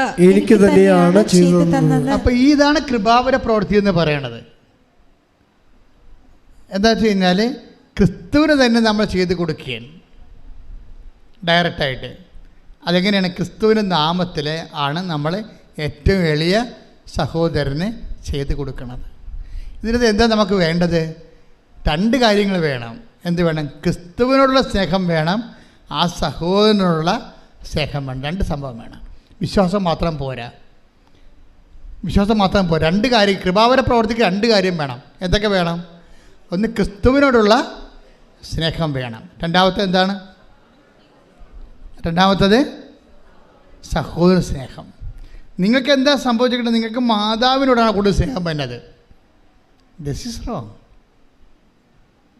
അതല്ല സംഭവം. അമ്മ എന്താ ചെയ്യണത്? ഇപ്പം അമ്മ ചെയ്തിരിക്കണത് അവൻ പറയണത് പോലെ ചെയ്യുക. അതാ പ്രശ്നം. ഈ ചെയ്ത്താണ് കൃപാവര പ്രവൃത്തി എന്ന് പറയണത്. ഇപ്പം എനിക്കും നിനക്കും എന്താ, എൻ്റെ സമയം ഇനി സമാഗതമായിട്ടില്ല. നമ്മുടെ പ്രശ്നങ്ങൾക്ക് വരാൻ പോകുന്ന വിഷയം ഒന്നും ദൈവത്തിന് അവിടെ റോളില്ല എന്നാണ്. നിനക്ക് ജോലി കിട്ടും, അതിനുശേഷം നീ കല്യാണം കഴിക്കും, നീ കുഞ്ഞുങ്ങളെ ജനിപ്പിക്കും, അവർ പഠിക്കും. ഞാനൊരു വീട്ടിൽ ചെന്നപ്പോൾ ഒരു ഞായറാഴ്ചയാണ് വീട്ടിൽ ചെന്നത്. ഒരു അത്യാവശ്യം ഒരു വിഷയം ഉണ്ടായത് കാരണം ഞായറാഴ്ച എനിക്കൊരു വീട്ടിൽ പോകേണ്ടി വന്നു. അവിടെ ചെന്നപ്പോൾ അവിടുത്തെ 2 കുട്ടികളും കാറ്റഗിസത്തിന് പോയിട്ടില്ല അന്ന്. അപ്പോൾ എൻ്റെ സ്വഭാവത്തിന് പിന്നെ അവരുടെമായിട്ടുള്ള ബന്ധങ്ങളും കാര്യങ്ങളല്ല പ്രശ്നം. എനിക്ക് അവരുമായിട്ട് എൻ്റെ കാര്യം ചിലപ്പോൾ നടന്നില്ലല്ലോ. ഞാൻ ചോദിച്ചു, ഈ പിള്ളേർ എന്താണ് കാറ്റഗിസിൽ പോകാത്തെന്ന് ചോദിച്ചു. നിങ്ങളൊരു വീട്ടിൽ ഉടമ്പടി എടുത്തവരാണ് നിങ്ങളെങ്കിൽ നിങ്ങളൊരു വീട്ടിൽ ചെല്ലുമ്പോൾ ഒരു വീട്ടിൽ കാറ്റഗിസത്തിന് പോകാതെ കുർബാനയ്ക്ക് പോകാതെ ഒരു വ്യക്തി ഉണ്ടെങ്കിൽ നിങ്ങൾ ദൈവസ്നേഹമുണ്ടെങ്കിൽ നിങ്ങൾ ചോദിക്കും. അല്ലെങ്കിൽ അവരെന്ത് വിചാരിക്കും, നമ്മളെന്തിനാണ് അവരുടെ കാര്യത്തിൽ ഇടപെടണമെന്ന് ചോദിക്കും. ഇതാണ് ഫസ്റ്റ് സ്റ്റെപ്പ്. ഒരു വ്യക്തിക്ക് ദൈവസ്നേഹമുണ്ടോ ഇല്ലേ എന്ന് അറിയണമെന്നുണ്ടെങ്കിൽ നമ്മൾക്ക് വലിയ കുഴപ്പമില്ല, പൊല്ലാപ്പില്ലാത്ത വിഷയങ്ങൾക്കൊക്കെ നമ്മൾ സേഫായിട്ട് നമ്മൾ ഡേഞ്ചർ സോണിൽ ഒരിക്കലും കളിക്കത്തില്ല, സേഫ് സോണിലേ കളിക്കത്തുള്ളൂ. അപ്പോൾ തന്നെ ദൈവത്തിന് അറിയാം. ദൈവത്തിന് നിങ്ങൾ എന്ത് പറഞ്ഞാലും കണ്ണിൽ പൊടിയിടാൻ പറ്റില്ല. കണ്ണിത്തിരി വലുതാണ്, അത്ര കുഴപ്പമാണ്. നമുക്ക് ഇടണ പൊടിക്കൊരു കണക്കില്ലേ? ഇല്ലേ? നമുക്ക് ദൈവത്തിൻ്റെ കണ്ണിൽ പൊടിയിടാൻ പറ്റരുത്. കാര്യം ദൈവത്തിൻ്റെ കണ്ണിത്തിരി വലുതായി പോയി. നമുക്ക് ഇടണ പൊടിക്കൊരു കണക്കുണ്ടല്ല, അതല്ലേ പ്രശ്നം. അതുകൊണ്ട് എപ്പോഴും നമ്മൾ ശ്രദ്ധിക്കേണ്ട ഒരു വിഷയം വെച്ചാൽ നിങ്ങൾ ആദ്യം തന്നെ ദൈവസ്നേഹം വർദ്ധിക്കാൻ വേണ്ടി പ്രാർത്ഥിക്കണം.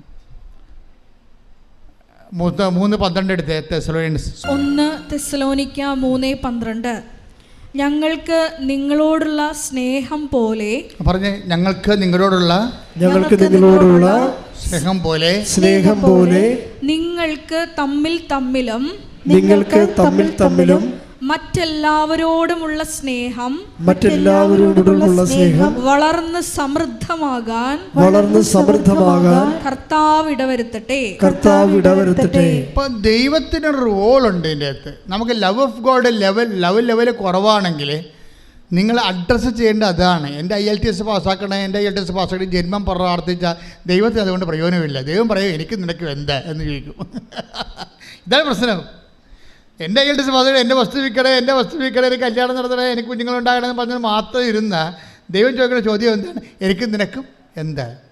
ഇവിടെ എന്താ പ്രശ്നം വെച്ച് കഴിഞ്ഞാൽ ആദ്യം ലവ് ലെവൽ വർദ്ധിപ്പിക്കണം. ടെക്നിക്കലായിട്ടാണ് ഉടമ്പടി സമീപിക്കേണ്ടത്. ലവ് ലെവലിൽ അത് എന്തിനാണ്? ദൈവത്തോടുള്ള സ്നേഹം വേണം, നമുക്ക് പരസ്പര സ്നേഹം ഉണ്ടാകണം. അത് പിന്നെ എന്ത് ചെയ്യണം? പരസ്പര സ്നേഹം ഉണ്ടെന്നും പറഞ്ഞുകൊണ്ട് it is N on going process. എന്താ എഴുതിയിരിക്കണത്? വളർന്ന് ഞങ്ങൾക്ക് നിങ്ങളോടുള്ള സ്നേഹം പോലെ നിങ്ങൾക്ക് തമ്മിൽ തമ്മിലും മറ്റെല്ലാവരോടുമുള്ള സ്നേഹം വളർന്ന് സമൃദ്ധമാകാൻ കർത്താവ് ഇടവരുത്തട്ടെ. അപ്പൊ സ്നേഹം കുറഞ്ഞാൽ അതിനകത്ത് റോള് ദൈവത്തിനുണ്ട്, ഉറപ്പല്ലേ? അപ്പം നിങ്ങൾ പ്രാർത്ഥിക്കുമ്പോൾ നിങ്ങളുടെ ലവ് ലെവൽ വർദ്ധിക്കാൻ വേണ്ടി അതിനെ ടാർഗറ്റ് ചെയ്യണം. നിങ്ങൾ ടാർഗറ്റ് ചെയ്യണത് പക്ക മെറ്റീരിയൽ വിഷയമാണ്. ദൈവത്തിന് അതിൻ്റെ അകത്ത് റോളൊന്നുമില്ല. എനിക്ക് നിനക്കും എന്ത് എന്ന് ചോദിക്കുന്നതിൻ്റെ കാരണം അതാണ്. അപ്പോൾ എനിക്ക് നിനക്ക് എന്ത് എന്ന് ചോദിക്കുമ്പോൾ തന്നെ ഒരു മെറ്റീരിയൽ ബെനിഫിറ്റ്സ് നമുക്ക് ലഭിക്കുന്നതിനോടുള്ള കർത്താവിൻ്റെ നിലപാട് it is very evident, it is clear. അറിഞ്ഞ് കളിക്കണം കേട്ടോ. ഈ കളി ഉടമ്പടി ഒരു കളിയാണ്. അവിടെ നമ്മൾ ഇൻവെസ്റ്റ് ചെയ്യുമ്പോൾ സൂക്ഷിച്ച് കൈകാര്യം ചെയ്യണം. കാര്യം ഒരു മെറ്റീരിയൽ ബെനിഫിറ്റ്സ് മാത്രമാണ് ഉദ്ദേശിക്കണമെന്നുണ്ടെങ്കിൽ കർത്താവിൻ്റെ നിലപാട് എന്താണ്? Between us what is it? എനിക്കും നിനക്കും എന്ത്? പിന്നെ എന്താണ്? എൻ്റെ സമയം ഇനി സമഗതമായിട്ടില്ലല്ലോ. ഈ ഒരു പ്രശ്നത്തെയാണ് മറിയം ഓവർടേക്ക് ചെയ്യണത്. ഈ നമ്മൾ മറിയത്തെ വിളിക്കുന്ന ഒരു പേരുണ്ട്. എന്താണ്? ബോധജ്ഞാനത്തിൻ്റെ അതെന്താ കാര്യം? ഇവർ പരിശുദ്ധാത്മ ഫുൾ ഓഫ് ഗ്രേസ് അല്ലേ, ഇവർ കൃപ നിറഞ്ഞവളല്ലേ. അതുകൊണ്ട് കൃപ നിറഞ്ഞു കഴിഞ്ഞാൽ അതിൻ്റെ ജ്ഞാനം അറിയാൻ പറ്റും. ഇതിലെങ്ങനെയാണ് ഇങ്ങനെ ഒരു വിഷയമുണ്ട്, അതിനെ എങ്ങനെയാണ് കൗൺട്രാക്ട് ചെയ്യണമെന്ന് അറിയാൻ പറ്റും. അതാണ് നമ്മൾ ജ്ഞാനപരമെന്ന് പറയണത്. അവർ മാലാഖ തന്നെ അവരെ കാണുമ്പോൾ സമയത്ത് പറഞ്ഞത് എന്താണ്? Hail Mary full of grace, കൃപ നിറഞ്ഞവൾ. കൃപ നിറഞ്ഞാൽ തന്നെ അതിൻ്റെ അർത്ഥം ജ്ഞാനപരം അതിൻ്റെ സമൃദ്ധി നിൽക്കുകയാണ്. അപ്പം അതുകൊണ്ട് ഒരു ഇഷ്യൂ ഉണ്ടായപ്പോൾ എൻ്റെ പ്രോബ്ലം വേറൊരു പ്രശ്നമുണ്ട്. ഞങ്ങളുമൊക്കെ നിങ്ങളോട് ജ്ഞാനപരത്തിലാണ് ഉപദേശം തരണത്. പക്ഷേ എന്താ പ്രശ്നം എന്ന് വെച്ച് കഴിഞ്ഞാൽ, ഇപ്പം ഞാൻ ചിലരോട് പറയും, പ്രശ്നമായ വഴക്കായ സാരമില്ല, നീ തന്നെ ഇറങ്ങിപ്പോകുന്ന ആളല്ലേ, നീ മര്യാദയ്ക്ക് കഴിച്ചെല്ലാം പറയും. ഞാൻ എത്രയും പറയത്തുള്ളൂ. പിന്നെ ചാപ്റ്റർ ക്ലോസ് ചെയ്ത് കളയും. കാരണം അൾത്താറയിൽ 2 മിനിറ്റല്ലേ കിടത്തുള്ളൂ. അപ്പോൾ ഇവിടെ തന്നത്തെ ഇറങ്ങിപ്പോയാണെന്ന് എനിക്കറിയത്തില്ല. കർത്താവ് എന്നോട് പറയും ഇവിടെ തന്നത്തെ ഇറങ്ങിപ്പോകുന്നതാണ് വഴക്കുണ്ടാക്കിയത്. അപ്പോൾ അത് ഞാൻ പറയും, നീ തന്നത്തെ ഇറങ്ങിപ്പോയ ആളല്ലേ, നീ തന്നെ പോയിക്കൊള്ളാൻ പറയും, നീ തന്നെ റെസെറ്റ് ചെയ്യാൻ പറയും. പക്ഷേ ഇവിടെ ജന്മം കൊണ്ട് പോകത്തില്ല. കാര്യം ഇവർക്ക് ചമ്മലല്ലേ. കാര്യത്തിൽ ഇവിടെ തന്നത്തെ ഇറങ്ങിപ്പോയതാണ്. അപ്പം നമ്മളവിടെ എളിമപ്പെടണം. എളിമപ്പെട്ടിട്ട് സോറി പറയാൻ ബാധ്യസ്ഥമാണ്. പക്ഷേ ഈ അഹങ്കാരം ഹുങ്ക് പിടിച്ച സാധനം ഈ ജന്മത്തെ സോറി പറയത്തില്ല. കാരണം മർക്കടം മുട്ടിയാണ്. കുരങ്ങിൻ്റെ പരിപാടി അതാണ്. അകത്ത് ശർക്കര പോയി കഴിഞ്ഞാൽ ആൾക്കാർ നമ്മളെ തല്ലിക്കൊല്ലാൻ വേണ്ടി വരുമ്പോഴും ആ ശർക്കര ഒന്നും വിടത്തില്ല ഒരിക്കലും. അതാണ് മർക്കടം മുട്ടി എന്ന് പറയുന്നത്. പണ്ട് കുരങ്ങനെ പിടിക്കുന്ന പരിപാടി അങ്ങനെ ഇടുന്നില്ല. തൊണ്ണെന്ന് പറഞ്ഞതിൻ്റെ കരിക്ക് തുളച്ച് അതിൻ്റെ അകത്ത് ശർക്കര കൊണ്ടിട്ട് വെക്കും. അപ്പോൾ കുരങ്ങ് വന്ന് വെച്ച് ഇതിൻ്റെ അകത്ത് കൈയിടും. കൈയിട്ട് കഴിയുമ്പോൾ ശർക്കരക്കരി പിടിക്കും. അപ്പോഴേ പിടിക്കുന്ന സമയത്ത് ആൾക്കാർ കുരങ്ങനെ പിടിക്കാൻ വേണ്ടി കുരങ്ങ് രസായത്തിന് വടിയും കൊണ്ട് വരും. അപ്പോൾ പക്ഷേ കുരങ്ങ് വിട്ട് കൊടുക്കത്തില്ല. ആ ശർക്കരന്ന് വിടത്തില്ല അവൻ. മര്യാദക്കാവും ബുദ്ധിപൂർവ്വം ഒരു വിവേകം ഉണ്ടെങ്കിൽ ആ കൈ വിട്ടാൽ ഊരിക്കൊണ്ട് പോകാൻ പറ്റും. പക്ഷേ പാവപ്പെട്ട വിടത്തില്ല. ഇങ്ങനെ മർക്കട മുട്ടിയോടുകൂടി തമ്മിൽ തല്ലി തലകീറി മക്കളെ വഴിയാധാരമാക്കി മരിച്ചുപോയ മനുഷ്യർ എന്തുമാത്രമാണ്. അതുകൊണ്ടാണ് അനുതാപം അവിടെ വരണത്. ഇത് ഒറ്റ നടക്ക് പോകത്തില്ലേ. അനുതാപം വരണ അവിടെയാണ്. ഈ വിഷയത്തിൽ നിനക്ക് അനുതാപം ഉണ്ടാകണമെന്ന് ദൈവം ആഗ്രഹിക്കുന്നുണ്ട്. അനുതാപം എന്ന് പറഞ്ഞാൽ എന്താണ്? നിൻ്റെ ജീവിത വിഷയത്തിൽ നിന്നേക്കാൾ വലുതായിട്ട് ക്രിസ്തുവിനെ കാണുന്നതാണ് അനുതാപം. ശ്രദ്ധിക്കട്ടെ. ഹല്ലേലൂയ.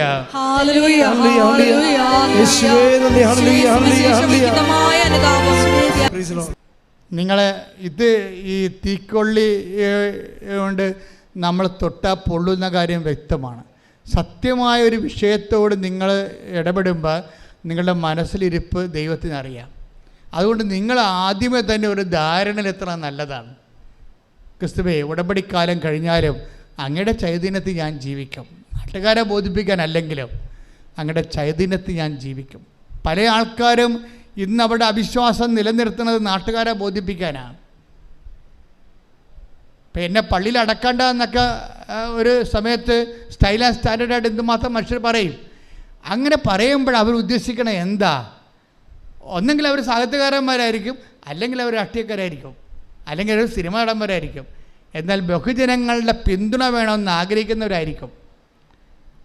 എനിക്ക് ഈ വിശ്വാസ സമൂഹത്തിൻ്റെ പിന്തുണ മാത്രം പോരാ, എനിക്ക് ബഹുജനങ്ങളുടെ മുഴുവൻ പിന്തുണ വേണമെന്ന് ഉദ്ദേശിക്കുന്നവർ എന്തു ചെയ്യും?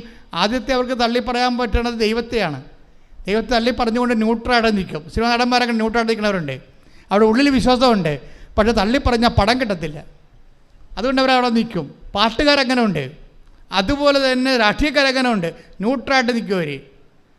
ക്രിസ്തുവിനെ ഏറ്റുപറയുന്ന ഒരു മനുഷ്യൻ്റെ ദുരന്തത്തിൽ, ആധ്യാത്മിക ദുരന്തത്തിൻ്റെ ഏറ്റവും വലുത് ക്രിസ്തുവിനെ അവന് പ്രഘോഷിക്കാൻ പറ്റാത്തൊരവസ്ഥ അവൻ തന്നെ സൃഷ്ടിക്കുന്നതാണ്. ശ്രദ്ധിക്കട്ടെ. ഹല്ലേലൂയ.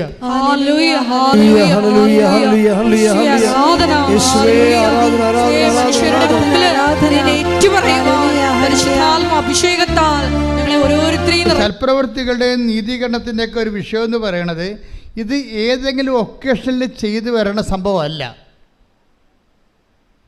ഇത് നിത്യത വരെ ചെയ്തുകൊണ്ട് പോകുന്ന കാര്യമാണ്. ഇത് ഓൺഗോയിങ് ജസ്റ്റിഫിക്കേഷൻ എന്ന് പറയും. എന്ന് വെച്ച് കഴിഞ്ഞാൽ ഒരു തുടർ നീതീകരണ പ്രക്രിയ. അതെന്തും പറയുകയാണ്, എവിടെയാണ് ഇത്? നമുക്ക് IELTS പാസ്സായാൽ പോരാ, കാനഡയിൽ പോകാനേ പറ്റത്തുള്ളൂ. കാനഡ കഴിഞ്ഞ രാജ്യങ്ങളുണ്ട്, അതിൻ്റെ പേര് ദൈവരാജ്യം എന്നാണ്. ശ്രദ്ധിക്കട്ടെ. ഹല്ലേലൂയ. അവസാന നീതീകരണം ലഭിക്കണവരെ ഒരു ആത്മാവ് അസ്വസ്ഥമായിരിക്കും. സത്യമായ ദൈവത്തെ കണ്ടെത്തിയ മനുഷ്യർ അവസാനത്തെ നീതീകരണം കിട്ടുന്നത് എപ്പോഴാണ്? 25:34. അനന്തരം രാജാവ് പറഞ്ഞേ. അനന്തരം രാജാവ് തന്റെ വലതുഭാഗത്തുള്ളവരോട് അരുളി ചെയ്യും, തന്റെ വലതുഭാഗത്തുള്ളവരോട് അരുളി ചെയ്യും, എന്റെ പിതാവിനാൽ അനുഗ്രഹിക്കപ്പെട്ടവരെ, എന്റെ പിതാവിനാൽ അനുഗ്രഹിക്കപ്പെട്ടവരെ, വരുവിൻ, വരുവിൻ. ലോകസ്ഥാപനം മുതൽ നിങ്ങൾക്കായി സജ്ജമാക്കിയിരിക്കുന്ന രാജ്യം അവകാശപ്പെടുത്തുവിൻ. ഇതാണ് ലാസ്റ്റ് ജസ്റ്റിഫിക്കേഷൻ. നിങ്ങൾക്കായി ഒരുക്കിയിരിക്കുന്ന രാജ്യം അവകാശപ്പെടുത്താൻ പറയണത് വരെ we are in the process of justification. നീതികണ്ഠത്തിൻ്റെ പ്രോസസ്സാണ്. അച്ഛൻ എന്താ ഇങ്ങനെ പറയണമെന്ന് ചോദിച്ചു കഴിഞ്ഞാൽ, നിങ്ങളൊരു ഒക്കേഷണൽ ജസ്റ്റിഫിക്കേഷന് വേണ്ടി കുറച്ച് സൽപ്രവൃത്തികൾ ഇപ്പം ചെയ്യുകയാണ്.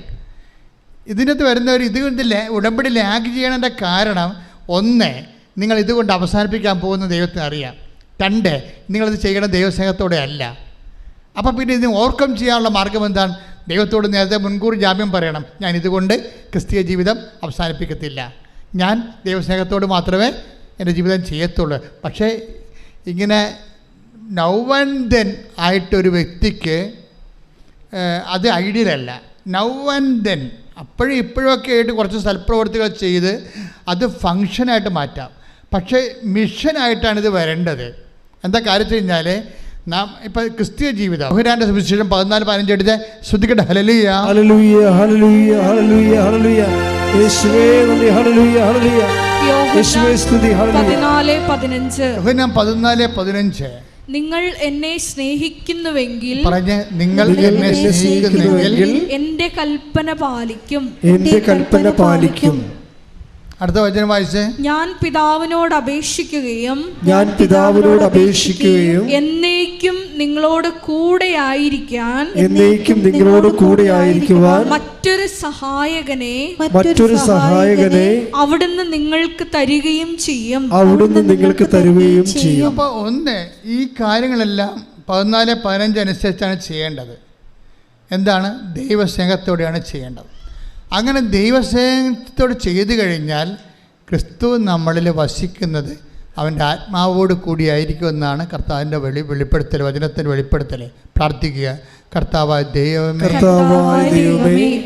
അപ്പോഴും ഇപ്പോഴും നല്ല പ്രവൃത്തികൾ ചെയ്യുന്ന കാര്യം കാണാനുള്ള കാര്യപരിപാടിയേക്കാൾ സത്യസന്ധമായി ജീവിതം സുവിശേഷ സ്നേഹത്താൽ ദൈവസ്നേഹത്തോടെ പുനഃക്രമീകരിച്ചുകൊണ്ട് കൃപയിൽ നിറയുവാൻ വളരുവാൻ എന്നെ അഭിഷേകം ചെയ്യട്ടെ.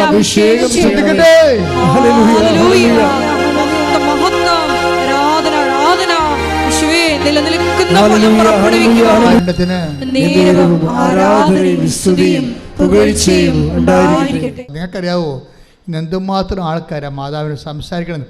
അവിടെ പ്രാർത്ഥന തന്നെ സ്നേഹത്തിൻ്റെ സംസാരമാക്കി മാറ്റി. അപ്പം അവിടെ ദൈവസ്നേഹം കൂടി ലവ് ലെവൽ വർദ്ധിപ്പിച്ചു. ഇത് ഉടമ്പടി പെട്ടെന്ന് കത്താനുള്ളൊരു മാർഗ്ഗമാണിത്. എന്താണ്? നിങ്ങളുടെ ലവ് ലെവൽ വർദ്ധിപ്പിക്കണം. ലവ് ലെവൽ വർദ്ധിപ്പിക്കുമ്പോൾ ഒരു കുഴപ്പമുണ്ട്. എന്താ പ്രശ്നം? നിങ്ങളുടെ വെറുപ്പ്, വിദ്വേഷം, പക, ചതി, അഹങ്കാരം, മുൻകോപം, കലഹം, ഭിന്നത, അതെല്ലാം മാറ്റേണ്ടി വരും. പക്ഷെ അതെല്ലാം മാറ്റേണ്ടി വരുമെന്ന് പറയുമ്പോഴേ നിങ്ങൾക്കറിയാമല്ലോ, ക്രിസ്തുവിൻ്റെ വചനങ്ങൾ, ചില വചനങ്ങൾ അച്ഛൻ പറഞ്ഞിട്ടുണ്ട് ഭയങ്കര കഠിനമാണെന്ന്, അല്ലേ? ക്രിസ്തുവിൻ്റെ വചനങ്ങൾ കഠിനമാണ്. കഠിനമല്ല സംഭവം എന്ന് വെച്ച് കഴിഞ്ഞാൽ, ദൈവസ്നേഹം ഇല്ലാതെ ചില വചനങ്ങൾ ക്രാക്ക് ചെയ്യാൻ പറ്റത്തില്ല. കാര്യം ഇതിനകത്ത് ദൈവത്തെ കാണണ്ടേ. ഇപ്പം നിന്നോട് ചണ്ട കൂടി നിൻ്റെ ഉടുപ്പ് കരസ്ഥമാക്കാൻ ഉദ്യമിക്കുന്നവന് അവനിൽ പോലും അവനെന്താ കൊടുക്കേണ്ടത്? മേലെങ്കിൽ കൂടി കൊടുക്കാൻ. കാര്യം എന്താണ്? ഇവനെ ക്രിസ്തുവായിട്ടാണ് നമ്മൾ കാണേണ്ടത്. മനസ്സിലായി? ക്രിസ്തുവിൻ്റെ വേറെ എന്നെ വിശുദ്ധിയിൽ വളർത്താൻ, എന്നെ കൃപയിൽ ഉയർത്താൻ ക്രിസ്തു വേറെ ഒരു വേഷമായി എന്നെ പരിപാലിക്കുകയാണ്. ഇത് ഭയങ്കരമാണ്. ഇതുകൊണ്ടാണ് നീ ശത്രുവിനെ പോലും ഐഡൻറ്റിഫൈ ചെയ്യണമെന്ന് പറയണത്, അല്ലേ? അങ്ങനെ വചനമില്ലേ? ശത്രുവിനെ സ്നേഹത്തെക്കുറിച്ച് പറയുമ്പോൾ ശ്രദ്ധിക്കട്ടെ മക്കളെ, ശ്രദ്ധിക്കട്ടെ. ഹല്ലേലൂയ ഹല്ലേലൂയ ഹല്ലേലൂയ ഹല്ലേലൂയ ഹല്ലേലൂയ ഹല്ലേലൂയ യേശുവേ നന്ദി. ഹല്ലേലൂയ ഹല്ലേലൂയ ഹല്ലേലൂയ ഹല്ലേലൂയ ഹല്ലേലൂയ ഹല്ലേലൂയ. മത്തായി ശ്ലീഹായുടെ സുവിശേഷം 5:43 എടുത്തേ. അയൽക്കാരനെ സ്നേഹിക്കുക, പറഞ്ഞേ, അയൽക്കാരനെ സ്നേഹിക്കുക, ശത്രുവിനെ ദ്വേഷിക്കുക എന്ന് പറഞ്ഞിട്ടുള്ളത് നിങ്ങൾ കേട്ടിട്ടുണ്ടല്ലോ. എന്നാൽ ഞാൻ നിങ്ങളോട് പറയുന്നു, ശത്രുക്കളെ സ്നേഹിക്കുവിൻ, നിങ്ങളെ പീഡിപ്പിക്കുന്നവർക്ക് വേണ്ടി പ്രാർത്ഥിക്കുവിൻ, അങ്ങനെ നിങ്ങൾ നിങ്ങളുടെ സ്വർഗസ്ഥനായ പിതാവിന്റെ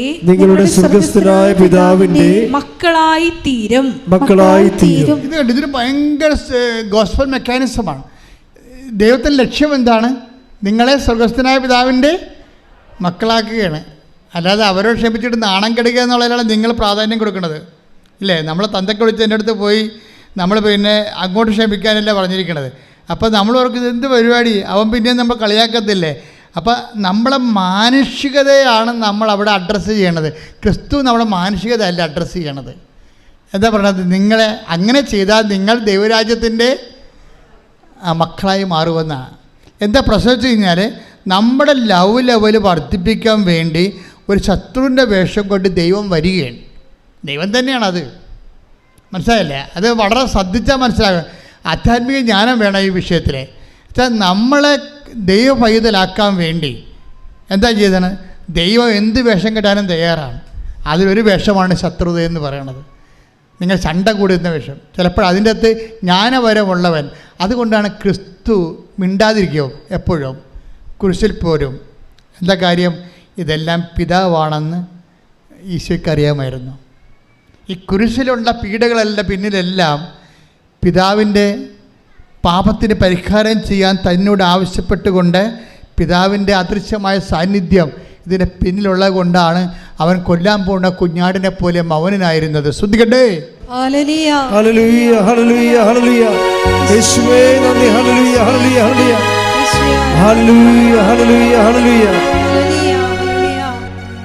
പരിശുദ്ധ പരമ ദിവ്യകാരുണ്യത്തിന് ആരാധനയും സ്തുതിയും പുകഴ്ചയും ഉണ്ടായിരിക്കട്ടെ. എന്താണ് ഇങ്ങനെ പറയാൻ കാരണമെന്ന് ചോദിച്ചു കഴിഞ്ഞാൽ അതിൻ്റെ കാരണം എന്താണ്? എനിക്ക് വിശന്നു, എനിക്ക് ദാഹിച്ചു, നിങ്ങളെനിക്ക് കുടിക്കാൻ തന്നു. അപ്പോൾ അവരോട് ചോദിക്കും, അവർ ഈശോയോട് ചോദിക്കും, നിന്നെ എപ്പോഴാണ് വിശക്കുന്നതിനെ കണ്ടത്? എൻ്റെ ഏറ്റവും എളിയവനിൽ നീ കൊടുത്തപ്പോൾ എനിക്ക് തന്നെയാണ് ചെയ്തു തന്നത്. അപ്പോൾ ഈ ശത്രുവിനെ നമ്മൾ സ്നേഹിക്കുമ്പോൾ ഈ ശത്രുതയല്ല ഏറ്റവും കൂടുതൽ എന്നെ ഹർട്ട് ചെയ്യണത്. അപ്പോൾ അതിനെ അതിലംഘിച്ചുകൊണ്ട് ഞാൻ ദൈവസ്നേഹം കൊടുക്കുമ്പോൾ ഞാൻ ദൈവപൈതലായിട്ട് ഗ്രേഡറ്റ് ചെയ്യുകയാണ്. എന്താ കാര്യം? നിത്യത കണ്ടുകൊണ്ടാണ് വചനങ്ങളെല്ലാം കഠിനമാക്കി വെച്ചിരിക്കുന്നത്. നിത്യതയുടെ ഒരു വാട്ടർ മാർക്ക് എല്ലാ വചനങ്ങളിലും ഉണ്ട്, പ്രത്യേകിച്ച് കടുപ്പമുള്ള വചനങ്ങളിൽ. വെളിപാട് 22:11 അനീതി ചെയ്തിരുന്നവൻ പറഞ്ഞേ, അനീതി ചെയ്തിരുന്നവൻ ഇനിയും അനീതി ചെയ്തു കൊള്ളട്ടെ. കൈയടിച്ച് ചെയ്തു കൊള്ളട്ടെ. എങ്ങനെയുണ്ട് പരിപാടി? കേട്ടോ കേട്ടോ കേട്ടോ. ബൈബിള് തീരാൻ പോകുകയാണ്. ലാസ്റ്റ് വാക്കുകളാണ്. എന്താണ്? അനീതി ചെയ്തിരുന്നവൻ ഇനിയും അനീതി ചെയ്തു കൊള്ളട്ടെ. പാപക്കറ പുരണ്ടവൻ ഇനിയും അങ്ങനെ തന്നെ കഴിഞ്ഞുകൊള്ളട്ടെ. നീതിമാൻ ഇനിയും നീതി പ്രവർത്തിക്കട്ടെ. വിശുദ്ധൻ ഇനിയും വിശുദ്ധീകരിക്കപ്പെടട്ടെ. ലാസ്റ്റ് സമയത്തിൻ്റെ അവസാനം ആരെയും മാനസാന്തരയ്ക്ക് വിളിക്കാത്ത ലോകത്തിലെ ഒരേ ഒരു പുസ്തകമാണ് ബൈബിൾ. എന്താ കാര്യം വെച്ച് കഴിഞ്ഞാൽ കുറേ പേര് ബ്രാൻഡഡ് ആയിരിക്കുകയാണ്. അവൻ മാനസാന്തരപ്പെടാൻ ദൈവം ആഗ്രഹിക്കുന്നില്ല. കാര്യം അത് വരപ്രസാദമാണ്. മാനസാന്തരം ദൈവം നിങ്ങൾക്ക് നൽകുന്ന മനസ്സലിവാണ്. കഠിനമായ മനസ്സുള്ളവർ കഠിനമായിട്ട് തന്നെ പോകട്ടെ എന്ന് പറയും. കഠിനമല്ലാതെ മനസ്സലിവുള്ളവൻ മനസ്സലിവുള്ളവനായി നിൽക്കട്ടെ, ഇനി സമയമില്ലെന്ന് പറയും. എല്ലാ മനുഷ്യൻ്റെ മുന്നിൽ ഈ സമയമില്ലാത്തൊരു സമയം വന്നിട്ട് പറയും, don't repeat, don't contrite, don't have contrition, don't repent. എന്നെയും നിൻ്റെയും മുഖത്ത് നോക്കി ദൈവം എന്നെങ്കിലും ഇനി മാനസാന്തരപ്പെടണമെന്ന് പറഞ്ഞാൽ ഒരു തീരുമാനമാകും. അപ്പോഴേ ഇതൊരു സമയമാണ്. മാനസാന്തരം ഒരു സമയമാണ്. ഹൃദയത്തിൻ്റെ അലിവ് ഞാൻ എപ്പോഴും ഓർക്കുകയും ഒരു പുരോഹിതൻ ബൈബിളിൽ കഥ പറയുമ്പോൾ കർത്താവ് അതിൻ്റെ അകത്ത് ഞാൻ പറഞ്ഞില്ലേ, നിത്യതയുടെ വാട്ടർ മാർക്കിനെ വെക്കും. നിത്യതയുടെ ഒരു ജലമുദ്ര വെച്ചിട്ടാണ് ബൈബിൾ ചെയ്തിരിക്കുന്നത്. ഇപ്പോൾ ഓരോ കഥ പറയുമ്പോഴും അതിൻ്റെ അകത്ത് ഈ നിത്യതയുടെ വാട്ടർ മാർക്ക് കാണാം. എന്താ പറയണത്? ഒരു മനുഷ്യൻ ചോദിച്ചു, നിത്യജീവൻ പ്രാപിക്കാൻ ഞാൻ എന്ത് ചെയ്യണം? അപ്പോൾ ഈശോ പറഞ്ഞു, നിയമത്തിൽ എന്താണ് എഴുതിയിരിക്കണത്? അപ്പോൾ അവരെന്ത് പറയും? എല്ലാത്തിനേക്കാളും ഉപരി ദൈവത്തെ സ്നേഹിക്കുക, നിന്നെപ്പോലും നിൻ്റെ അയൽക്കാരനെ സ്നേഹിക്കുക. എന്നാൽ നീ പോയി അതുപോലെ ചെയ്യുക. അപ്പം അവൻ ചോദിക്കും, തിരിച്ചു ചോദിക്കും, ആരാണ് എൻ്റെ അയൽക്കാരൻ? അപ്പോൾ ഈശോ പറയും, ഒരു മനുഷ്യൻ ജെറുസലേമിൽ നിന്ന് ജെറീക്കോയിലേക്ക് പോവുകയായിരുന്നു. കള്ളന്മാരുടെ കൈ അകപ്പെട്ടു. അവൻ്റെ വസ്തുവകൾ അടിച്ചു മാറ്റിയിട്ട് അവനെ മൃതപ്രായനായിട്ട് വഴി തള്ളി. ആ വഴിക്കൊരു ലെവയം പോയി, ആ വഴിക്കൊരു പുരോഹിതൻ പോയി. രണ്ട് കക്ഷികളും ആൾത്താരയുമായിട്ട് ബന്ധപ്പെട്ട പാർട്ടിയാണ്. ലേവായനായാലും ശരി, അവരിൽ നിന്നാണ് പുരോഹിതനുണ്ടാകുന്നത്. അപ്പോൾ ഈ കർത്താവിനോട് അടുത്ത ശുശ്രൂഷ ചെയ്യുന്ന രണ്ട് കക്ഷികളെ ഈശോ കഥയിൽ കൊണ്ടുവരികയാണ്.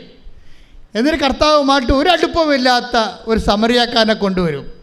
വ്യത്യാസം എന്താണെന്ന് ചോദിച്ചു കഴിഞ്ഞാൽ, ഈ രണ്ട് കക്ഷികളും എണ്ണയുമായിട്ട് കൈകാര്യം ചെയ്യുന്ന ആൾക്കാരാണ്. പുരോഹിതൻ എണ്ണയുമായിട്ട് കൈകാര്യം ചെയ്യുന്ന സദോക്ക് പുരോഹിതനാണ് സോളമനെ എണ്ണ ഒഴിച്ച് വാഴിച്ച ആളാണ്. പുരോഹിതന് എണ്ണ കൈകാര്യം ചെയ്യേണ്ട ആളാണ്. ലെവയ പുരോഹിതനും എണ്ണ കൈകാര്യം ചെയ്യുന്ന ആളാണ്. പക്ഷേ ഈ രണ്ട് കക്ഷികളുടെ എണ്ണയില്ല. ഇനി ദൈവവുമായിട്ട് ബന്ധമില്ലാത്തൊരു മനുഷ്യന് എണ്ണയും കൊണ്ട് വരുന്നുണ്ട്. അവൻ്റെ പേരെന്താണ്? സമറിയക്കാരൻ. അവനിവനെ കണ്ടു, അടുത്ത് ചെന്നു എന്ന് ബൈബിൾ എന്നിട്ട് പറയും, അവൻ്റെ മനസ്സലിഞ്ഞു വന്നു. ശ്രദ്ധിക്കട്ടെ.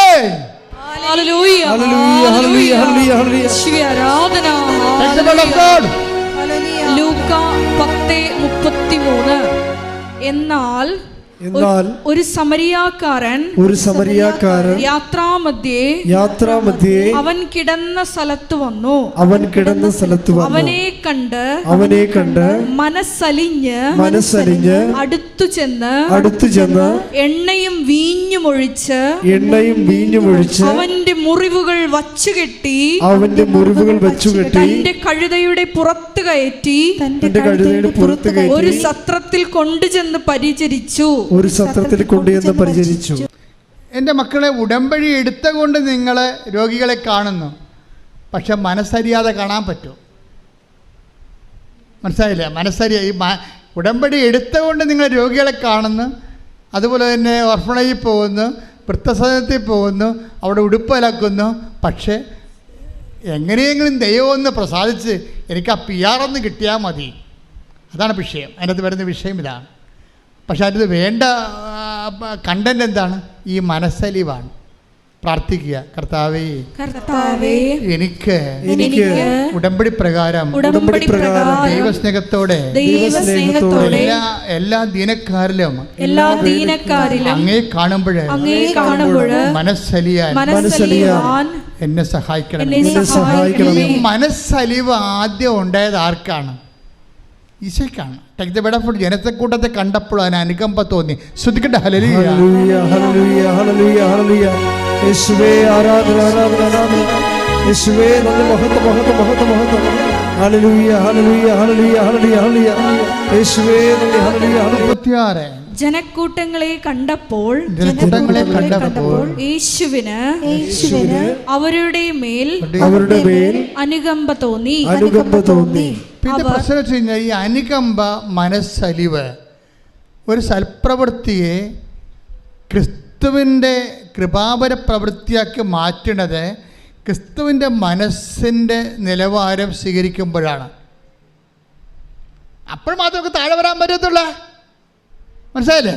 ഒരു സൽപ്രവൃത്തിയെ കൃപാപര പ്രവൃത്തി ആക്കണത്, അത് ചെയ്യുമ്പോൾ ക്രിസ്തുവിൻ്റെ മനസ്സിൻ്റെ നിലവാരത്തിലേക്ക് നമ്മുടെ മനസ്സ് നിലവാരപ്പെടുമ്പോഴാണ് ശരിക്കും. അപ്പം അതറിയണമെങ്കിലേ എന്ത് ചെയ്താലും, ഇപ്പം ഞാൻ നിങ്ങളെ പത്രവും കൊടുത്ത് വിടും, ഭയങ്കര ഓരോരുത്തർ പറയും. അതായത് ലോകം മുഴുവൻ സുവിശേഷം ക്രിസ്തുവിനെ കൈമാറുന്ന സഭയിലെ ഏറ്റവും വലിയ ഒരു സംരംഭമാണിത്. ഇത് വെറുതെ കിട്ടിയൊന്നുമല്ല. 4 വയസ്സ് മുതൽ ഈ കക്ഷിയുടെ പുറകെ നടന്ന് കിട്ടിയതാ. എങ്ങനെയാണ് ദൈവമേ സുവിശേഷ വേല ചെയ്യേണ്ടത്, അതിന് പട്ടക്കാരനായ പറ്റുമെന്ന് എനിക്കൊരു ബോധം ഉണ്ടായിരുന്നു 10ാം ക്ലാസ്സിലേക്ക് പഠിക്കുമ്പോഴൊക്കെ. അതിനുശേഷം പട്ടക്കാരനായതിനു ശേഷവും പിന്നെയും ബാക്കി കർത്താവെ സുവിശേഷ വേലയെക്കുറിച്ച് പിന്നെയും എനിക്ക് ഇതല്ല, ഈ ശങ്കരാചാര്യ പറഞ്ഞ പോലെ നേതി ഇതല്ല ഇതിൻ്റെ അപ്പുറത്തുണ്ടെന്ന്. അങ്ങനെ അപ്പുറത്തുള്ളതിനെ അന്വേഷിച്ചപ്പോഴാണ് കർത്താവ് നമ്മളെ ഉടമ്പടി വരെ എത്തിയത്.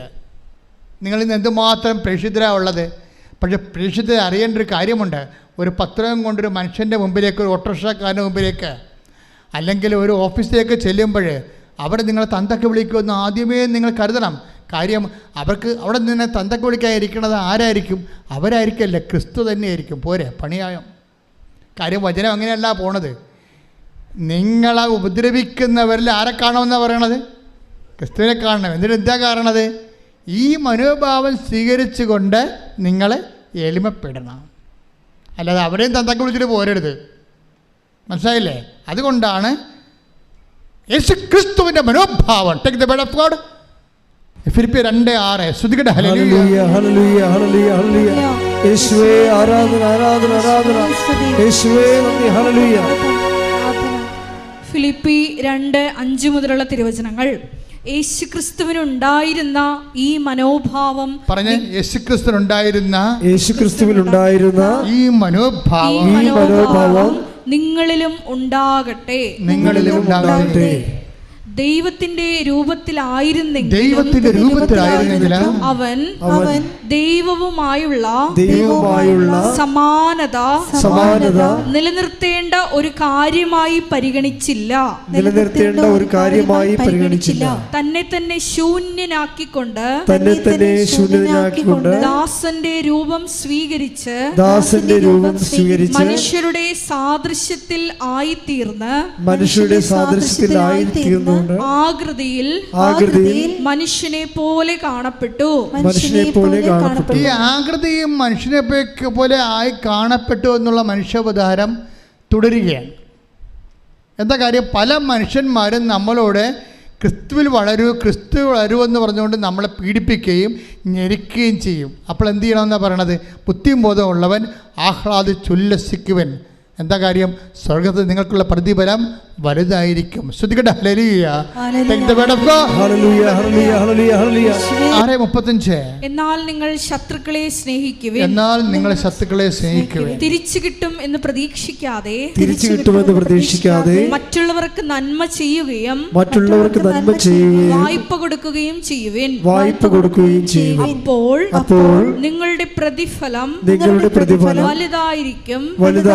നിങ്ങൾ അത്യുന്നതന്റെ പുത്രന്മാരായിരിക്കുകയും ചെയ്യും. മനുഷ്യർ നിങ്ങളെ അവഹേളിക്കുകയും വ്യാജമായ എല്ലാത്തരം കുറ്റങ്ങളും നിങ്ങളുടെ മേൽ ആരോപിക്കുകയും ചെയ്യുമ്പോൾ നിങ്ങൾ ആഹ്ലാദിച്ചുല്ലസിക്കുവിൻ എന്ന് പറഞ്ഞ് മനുഷ്യർ നിങ്ങളെ അവഹേളിക്കുകയും എല്ലാ കുറ്റങ്ങളും നിങ്ങളുടെ മേൽ ആരോപിക്കുകയും ചെയ്യുമ്പോൾ ആഹ്ലാദിച്ചുല്ലസിക്കുവിൻ. എന്തുകൊണ്ടെന്നാൽ സ്വർഗത്തിലുള്ള പ്രതിഫലം വലുതായിരിക്കും. ഇപ്പൊ ചില സമയത്ത് ക്രിസ്തുവിന് വേണ്ടി ഇതുപോലെ അപമാനങ്ങൾ ഏറ്റാൽ എന്ത് ചെയ്യണം? നമ്മൾ വിഷമിച്ച് വീട്ടിൽ പോരെന്നല്ല പറയണത്, ആഹ്ലാദിച്ച് ഉല്ലസിക്കണം. എന്താ കാര്യം? സ്വർഗത്തിൽ പറഞ്ഞ് നിങ്ങൾക്കുള്ള പ്രതിഫലം ശ്രദ്ധിക്കട്ടെ. മത്തായി 5:11-12. എന്നെ പ്രതി മനുഷ്യർ നിങ്ങളെ അവഹേളിക്കുകയും പീഡിപ്പിക്കുകയും എല്ലാവിധ തിന്മകളും നിങ്ങൾക്കെതിരെ വ്യാജമായി പറയുകയും ചെയ്യുമ്പോൾ നിങ്ങൾ ഭാഗ്യവാന്മാർ. നിങ്ങൾ സ്വർഗത്തിൽ നിങ്ങളുടെ പ്രതിഫലം വലുതായിരിക്കും. സ്വർഗത്തിൽ പ്രതിഫലമെന്ന് മാത്രം പറഞ്ഞാൽ ഓക്കെ. ഇതങ്ങനെയല്ല പ്രശ്നം. വലിയ പ്രതിഫലമുണ്ട്, ചെറിയ പ്രതിഫലമുണ്ട്. മനസ്സിലായില്ലേ? ഇത് ഭയങ്കര സീരിയസ് വിഷയമാണ്.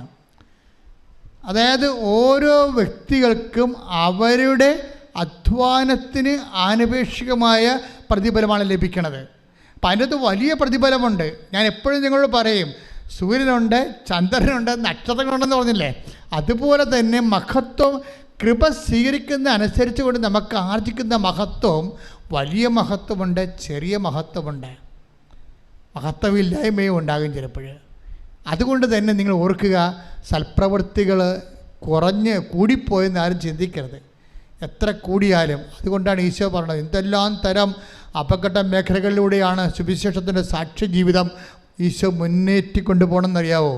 മനുഷ്യർ നിങ്ങളെ ചണ്ട കൂടി ഉടുപ്പ് കരസ്ഥമാക്കുക, അവഹേളിക്കുക, വേച്ചമായ കുറ്റം ആരോപിക്കുക. അപ്പോൾ നിങ്ങൾ ആഹ്ലാദിക്കുവിൻ. സത്യസന്ധമായ ദൈവത്തെ, സ്വർഗത്തെ കണ്ടവർക്ക് മാത്രമേ ഇതുപോലെ വ്യക്തമായിട്ട് മനുഷ്യരാശിയെ പ്രബോധിപ്പിക്കാൻ പറ്റത്തുള്ളൂ. അല്ലാത്തവർക്ക് വേദഘോരമായിട്ടുള്ള കുറേ സ്വപ്നങ്ങളെ കൊണ്ട് കൊടുത്ത് മാനുഷികമായിട്ട് മനുഷ്യനെ വഞ്ചിക്കുകയാണ് ചെയ്യണത്. സത്യസന്ധമായി ഈ ഭൂമിയിൽ നാം അനുഭവിക്കുന്ന എണ്ണി പറയുന്ന മാനസിക ശാരീരിക പീഡകൾ, when we receive it in the name of Jesus Christ, we are in our kingdom of God. നമ്മൾ ദൈവത്തിൻ്റെ ആലയത്തിലാണ്, അവൻ്റെ ദൈവരാജ്യത്തിലായിരിക്കും. അപ്പം ദൈവരാജ്യത്തിനെ പ്രതിയായിട്ട് നിങ്ങൾ കാഴ്ചവെക്കണം. എന്ത് വിഷയമുണ്ടായി? അതുകൊണ്ടാണ് നിങ്ങൾ പരമാവധി മിണ്ടാൻ പോകണ്ട എന്ന് ഈശോ പറയണത്, ശണ്ട കൂടാൻ പോകണ്ട എന്ന് ഈശോ പറയണത്. ചിലയിടത്ത് തോറ്റു കൊടുക്കാൻ പറയും, ചിലത് തല്ലും കൊണ്ട് പോരാൻ പറയും. എന്താ കാര്യം? നമുക്കിനിയും പോകാൻ ഇടമുണ്ട്. അതുകൊണ്ടാണ്. പോകാൻ ഇടമില്ലാത്തവർ തല്ലും കൊണ്ട് പോരണ്ട, തിരിച്ച് തല്ലിട്ട് പോരാൻ പറയും. അവർക്ക് പോകാൻ ഇടമില്ല. ഈ ഭൂമി വെച്ച് അവരുടെ ജീവിതം അവസാനിക്കുകയാണ്, സെമിത്തേരി വെച്ച്. പക്ഷെ നീ അങ്ങനെയല്ല. നിനക്ക് വേണ്ടി മരിച്ചവൻ നിനക്ക് വേണ്ടി ഉയർത്തെഴുന്നേറ്റുകൊണ്ട് അവൻ വീണ്ടും വരുമെന്ന് പറയുന്നുണ്ട്. സമരക്കാരൻ പറയുന്ന കഥയിൽ ഒരു വാക്കുണ്ട്. എന്താണ് ആ വാക്ക്? ആ മനുഷ്യനെ കൊണ്ട് സത്യത്തിലാക്കിയിട്ട് പറയും, 2 ദിനാറ കൊടുത്തിട്ട് പറയും, എന്തെങ്കിലും കുറവുണ്ടാകും, എനിക്കറിയാം, ഇവന് എന്തെങ്കിലും കുറവുണ്ടായാൽ ഞാൻ തന്നെ അത് നികത്താതിരിക്കത്തില്ല. എപ്പോഴാണ്? ഞാൻ തിരിച്ചു വരുമെന്ന്. ആരാണ് തിരിച്ചു വരാൻ പോണത്? നിനക്ക് വേണ്ടി ക്രൂശിക്കപ്പെട്ടവൻ തിരിച്ചു വരുമെന്ന് അവൻ പറഞ്ഞിട്ടുണ്ട്. അതാണ് ക്രിസ്തു. കൈയടിച്ച് കർത്താവേ. ലൂക്ക 10:35. അടുത്ത ദിവസം അവൻ സത്രം സൂക്ഷിപ്പുകാരന്റെ കയ്യിൽ 2 ദിനാറ കൊടുത്തിട്ട് പറഞ്ഞു, ഇവന്റെ കാര്യം നോക്കിക്കൊള്ളണം. കൂടുതലായി എന്തെങ്കിലും ചെലവാകുന്നെങ്കിൽ ഞാൻ തിരിച്ചു വരുമ്പോൾ തന്നുകൊള്ളാം. ഹല്ലേലൂയ.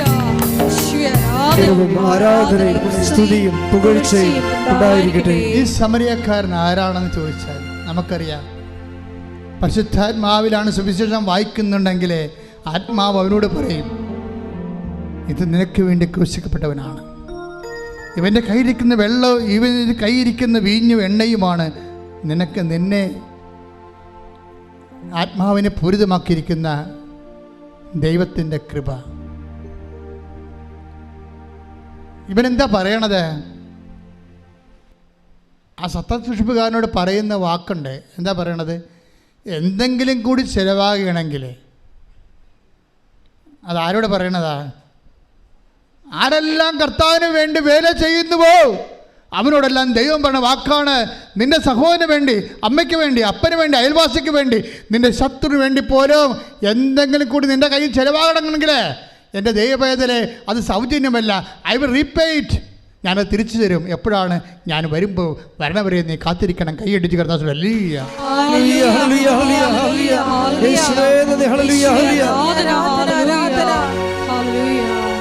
നിത്യതയിൽ അവസാനം ഈശോ വരുന്നത് വരാണ് ആ വിഷയം. നമ്മളെല്ലാം ഈ സൽപ്രവൃത്തികളും കൃപാവര പ്രവൃത്തികളും ചെയ്യണത് എന്തുകൊണ്ടാണ്? അവൻ മഹത്വരാജനായി വീണ്ടും വരുമ്പോൾ അവൻ്റെ കൂടെ അവൻ്റെ സൂര്യശോഭയിലേക്ക് പ്രവേശിച്ചുകൊണ്ട് മഹത്വത്തിൻ്റെ സ്വർഗീയ വിരുന്നിലെ, സ്വർഗീയ ജെറുസലേമിലെ മണവാളിൻ്റെ കൂടെ സഭയാകുന്ന മണവാട്ടി നിത്യമായ ബാങ്കറ്റ് ആൻഡ് ഫീസ്റ്റിൻ്റെ സെലിബ്രേഷൻസിന് വേണ്ടി നമ്മൾ നമ്മുടെ ജീവിതത്തെ ഒരുക്കുകയാണ്. കൈയിടിച്ച് കർത്താവ്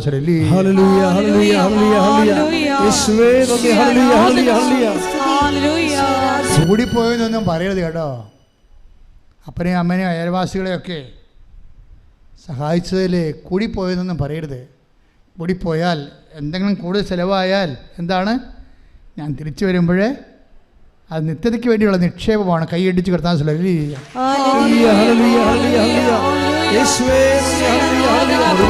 മുഴുവലൊഴിച്ച എണ്ണയില്ലേ ആ സമരക്കാരൻ എൻ്റെ ആ വഴിവെക്കിൽ വ്രതപ്രമായി കിടന്ന മനുഷ്യൻ്റെ വ്രണങ്ങൾ എന്താണ് ഒഴിച്ചത്? എണ്ണയും വീഞ്ഞും.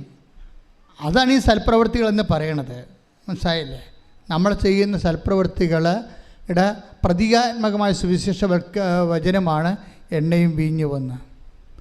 ചില സമയത്ത് നമ്മൾ എണ്ണ, അതുകൊണ്ടാണ് ഈശോ പറയണത്, ചില ഒരു ഭയങ്കര ബുദ്ധിമാന്മാരായിരിക്കും, പക്ഷെ വിവരം ഉണ്ടാകത്തില്ലെന്ന്. ഭയങ്കര ബുദ്ധിമാന്മാരായിരിക്കും മനുഷ്യന്മാരുടെ കൂട്ടത്തിലേ. സാധാരണ മനുഷ്യരുമുണ്ട്, കുറച്ച് ബുദ്ധി കൂടിയ ആൾക്കാരുണ്ടല്ലോ. അപ്പം അവരെല്ലാം ചെയ്യണത് നമ്മളെന്ത് കൊടുക്കുന്നു, നമുക്കെന്ത് കിട്ടുന്നു, അതിനൊരു അംശം അങ്ങോട്ട് കൊടുക്കുന്നു. നമ്മളൊരു ദൈവമായിട്ടൊരു ബിസിനസ്സിലാണ് നമ്മൾ ചെയ്യണത്. കാരണം നമ്മൾ പറയും അനിയത്തിയുണ്ട്, ചേട്ടത്തിയുണ്ട്, ചേട്ടനുണ്ട്, അവരൊക്കെ ഈ അമ്മ പറ്റത്തില്ലേ, പിന്നെ എനിക്ക് മാത്രം എൻ്റെ ബെഡ്ക്ക് എന്ത് മാത്രം അമ്മ വന്ന് അത് കണക്ക് പറയില്ലേ. മിണ്ടാണ്ടിരിക്കാനാണ് എപ്പോഴും നല്ലത് കേട്ടോ. അപ്പോൾ ഉള്ളത് ചെയ്തതുപോലെ ഇല്ലാണ്ടാവും. നമ്മളുടനെ പറയത്തില്ലേ, ആശുപത്രി പോയി നിൽക്കുമ്പോൾ, അമ്മയുടെ കൂടെ ആശുപത്രി പോയി നിൽക്കുമ്പോൾ പറയത്തില്ലേ, ഞാൻ മാത്രമുള്ള അനിയത്തിയുണ്ട്, അവൾ വന്ന് നിൽക്കണില്ല, അവൾ ടീച്ചറാണ്, മൂർത്തി ചേട്ടത്തിയുണ്ട്, അവിടെ കാനഡയിൽ പോയിരിക്കുകയാണ്, അവളിങ്ങനെ വരത്തിരിക്കുക, പിടിക്കത്ത് പോയില്ല, ഞാൻ മാത്രമാണ് എൻ്റെ പള്ളിക്കാണ് എല്ലാം കിടക്കണമെന്ന്. എൻ്റെ മക്കളെ, നിങ്ങൾ നിത്യതയിൽ നിനക്ക് ഓഹരി കിട്ടാൻ വേണ്ടി കർത്താവ് നിന്നെ പ്രത്യേകം തിരഞ്ഞെടുത്തിട്ട് നിനക്ക് ഈ വിഷയം ഏൽപ്പിച്ചേക്കുന്ന ആരാണ്? ക്രിസ്തുവാണെന്ന് കരുതാത്തോളം കാലം നിനക്കൊരിക്കലും കൃപയായി ജീവിക്കാൻ പറ്റത്തില്ല. അവരെ ഒരിക്കലും കമ്പയർ ചെയ്യരുത് ഒരു വിഷയത്തിന്. ഇവിടെ എന്താ പ്രശ്നം? ചിലർക്ക് എണ്ണ ഉണ്ട്, ചിലർക്ക് എണ്ണയില്ല, അത്രേ ഉള്ളൂ. ഒരപ്പൻ്റെ അമ്മയുടെ മക്കളായിരിക്കാം. ചിലർക്ക് എണ്ണ കയ്യിലുണ്ടാകാം, ചിലർക്ക് കയ്യിൽ എണ്ണ ഉണ്ടാകത്തില്ല. അതാണ് പ്രശ്നം. അവരെ കുറ്റം പറഞ്ഞ എന്താ കാര്യം? അവരെണ്ണ വാങ്ങാൻ പോയിരിക്കുകയല്ലേ, അപ്പം മണവാളം വരും. പരിപാടി തീർന്നില്ലേ? വായിച്ച് 25:4 മത്തായി സുവിശേഷം. ശ്രദ്ധിക്കട്ടെ. ഹല്ലേലൂയ, ഹല്ലേലൂയ, ഹല്ലേലൂയ, ഹല്ലേലൂയ. 25:4 മത്തായിയുടെ സുവിശേഷം. ഹല്ലേലൂയ, ഹല്ലേലൂയ. മത്തായി 25:4 വിവേകമതികളാകട്ടെ വിളക്കുകളോടൊപ്പം പാത്രങ്ങളിൽ എണ്ണയും എടുത്തിരുന്നു. ഇപ്പൊ വിളക്ക് മാത്രം എടുത്തിട്ട് കാര്യമില്ല. ചില ആൾക്കാർ വചനം മാത്രമുണ്ട്, വിളക്കുണ്ട്, എണ്ണയില്ല. അതാണ് പ്രശ്നം. വിളക്ക് ഈ 10 കന്യകമാരുടെ കയ്യിലും വിളക്കുണ്ടേ. എല്ലാവരും ഈ വിശ്വാസത്തിൽ വിളക്കിൽ തന്നെ വിശ്വസിക്കണത്. പക്ഷേ ഈ സംഭവം കത്തത്തില്ല. വചനം കത്തിക്കണമെങ്കിൽ എന്ത് വേണം? എണ്ണ വേണം. അതിനെന്ത് വേണം? മനസ്സലിവ് വേണം. മറ്റാൾ എണ്ണ പെരട്ടിയതിന് മുമ്പ് ഒരു സംഭവം ഉണ്ടായി. അയാൾക്ക് സമരക്കാർ എണ്ണ പെട്ടുന്നുമ്പോൾ എന്താ സംഭവിച്ചത്? മനസ്സലിഞ്ഞ്. അല്ല, ജോസഫ് മതിയിടല്ല എണ്ണ പെരട്ടിയത്. നിങ്ങൾ പല ആൾക്കാർ എണ്ണ പെട്ടണം ഉടമ്പടി എടുത്തതുകൊണ്ടാണ് സൽപ്രവൃത്തി കാണിക്കണത്. അതല്ല, മനസ്സലിയണം. ആരെ പ്രതി? ക്രിസ്തുവിനെ പ്രതി മനസ്സലിയുമ്പോൾ ആണ് അത് ക്രിസ്തുവിൻ്റെ കൃപാവര പ്രവൃത്തിയായിട്ട് മാറണത്. അല്ലെങ്കിൽ അത് ഉടമ്പടി പ്രവൃത്തിയായിട്ട് കേവലമായിട്ട് മാറുകയും ഫ്രൂട്ട്ഫുള്ളായ അല്ലാതെ വരിക സാധ്യതയുണ്ട്. ഇപ്പോൾ ഇവിടെ എന്താ പ്രശ്നം? 10 കന്യകമാരുണ്ടായിരുന്നു. അതിൽ ചിലർ 5 പേര് പാത്രങ്ങളിൽ എണ്ണ എടുത്ത് വേറെ എക്സ്ട്രാ ആയിട്ട് എടുത്തു. ചെറിയ വിളക്ക് മാത്രം കൊണ്ടുവന്നു. പക്ഷേ എന്താ പറയുക, അവസാനം ഷെയർ ചെയ്യാൻ പറ്റത്തില്ല. നീ എൻ്റെ ചേടുത്തിയല്ലേ, നിൻ്റെ സൽപ്രവൃത്തി കുറച്ച് ഇങ്ങോട്ട് തരാൻ പറഞ്ഞാൽ തരാൻ പറ്റത്തില്ല. ആ വിഷയം അത് അവസാനമേ മനസ്സിലാകത്തുള്ളൂ. നീ എൻ്റെ അനിയത്തിയല്ലേ, നമ്മൾ രണ്ട് ഒരു വയറ്റിൽ പെറ്റതല്ലേ, നീ എൻ്റെ ഭർത്താവല്ലേ, നീ എൻ്റെ ഭാര്യയല്ലേ എന്ന് ചോദിച്ചു കഴിഞ്ഞാൽ സൽപ്രവൃത്തികൾക്ക് കൃപ കൈമാറ്റാൻ, അനുഗ്രഹം കൊടുക്കാൻ പറ്റുമായിരിക്കും, കൃപ കൈമാറാൻ പറ്റത്തില്ല. അത് നമ്മൾ ശ്രദ്ധിക്കണം, സൂക്ഷിക്കണം. അല്ലാതെ നിങ്ങൾ വിചാരിക്കും ഞാൻ ഭാര്യ പള്ളിയിൽ പോകണ്ടല്ല, പിന്നെ എനിക്ക് വേണ്ടി കൂടി നീ പ്രാർത്ഥിച്ചാൽ മതി എന്നൊക്കെ പറഞ്ഞാൽ അനുഗ്രഹം ഓക്കെയാണ്, കൃപ ഓക്കെയല്ല. അത് നീ തന്നെ കർത്താവിൻ്റെ നാമത്തെ സ്വീകരിച്ച് ദൈവസ്നേഹത്തോടെ നിൻ്റെ ആത്മാവിൽ നീ ചെയ്യേണ്ട കാര്യങ്ങളാണ്. അവിടെ പങ്കുകാരില്ല. അതാണ് പറയണത്.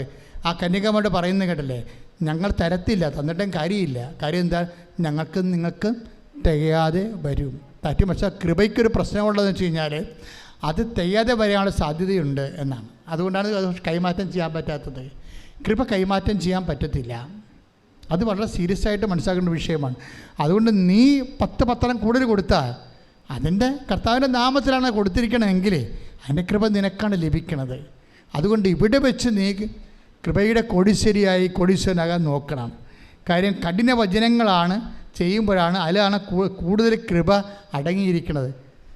അതിലെല്ലാം നിത്യതയാണ് ഉദ്ദേശിക്കുന്നത്. കർത്താവ് നിത്യതയെക്കുറിച്ച് പറയുമ്പോൾ ഇപ്പോൾ എന്താ പ്രശ്നം? അതായത് ഇവർക്ക് എന്നാ പറ്റിയത് ഈ കന്യകമാർക്ക്? മണവാളൻ വരാൻ വൈകി, ഉറക്കം വരികയാൽ കന്യകമാർ കിടന്നുറങ്ങി. അർദ്ധരാത്രിയിൽ ഇതാ മണവാളൻ പുറത്തു വന്ന് അവനെ എതിരേൽക്കുവിനെന്ന് ആർപ്പുവിളിയുണ്ടായി.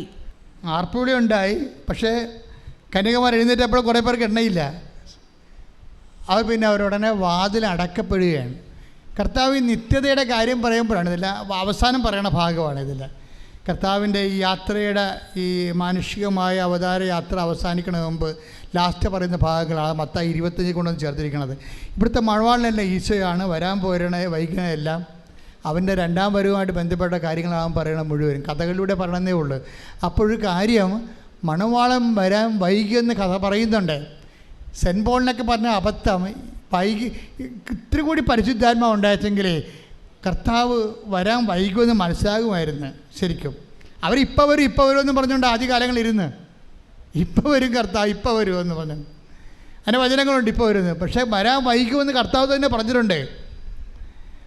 10:25 മണവാള ഇപ്പം ഈ നമ്മൾ ഇമ്മീഡിയറ്റ് പരൂസ്യ എന്നും പറഞ്ഞ ആദിമസഭയെ കുറേ കാലം വിശ്വസിച്ചതാണ്. അതായത് ഇപ്പം കർത്താവ് വരുമെന്ന്. പക്ഷേ കർത്താവ് തന്നെ പറഞ്ഞിട്ടുണ്ട് മണവാളൻ വരാൻ വൈകും. അതാണ് മണവാളനെ കൊടുത്തിരിക്കുന്ന കാര്യം. അപ്പോൾ എന്നാ പറ്റിയിരിക്കണത്? എത്ര വൈകിയാലും നമ്മുടെ കയ്യിൽ എന്തുണ്ടാകണം? കൃപയുണ്ടാകണം. നമ്മുടെ കയ്യിൽ കൃപയുണ്ടാകണം. നമുക്ക് കൃപാവര പ്രവൃത്തികളുണ്ടാകണം. അതുകൊണ്ട് എന്താണ്? ജാഗ്രതയുണ്ടാകണം ഈ വിഷയത്തിൽ.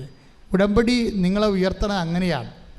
പക്ഷെ ചെയ്യുന്ന പ്രവൃത്തികൾ ദൈവസംഘത്തോടെ ചെയ്യണമെന്നാണ് ഇത്രയും നേരം പറഞ്ഞതിൻ്റെ ചുരുക്കം. ശ്രദ്ധിക്കട്ടെ. ഹല്ലേലൂയ.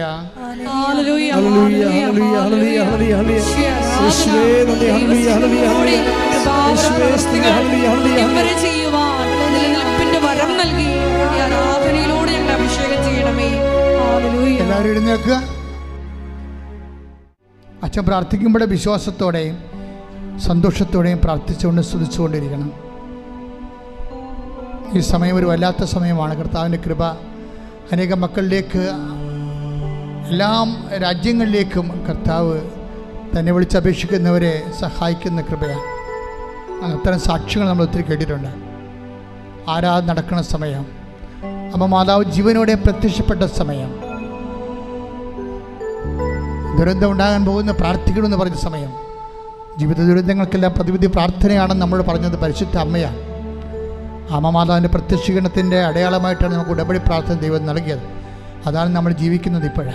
ഉടമ്പടി ഒരു പ്രവർത്തനം മാത്രമല്ല, ഒരു ജീവിതമാണ്.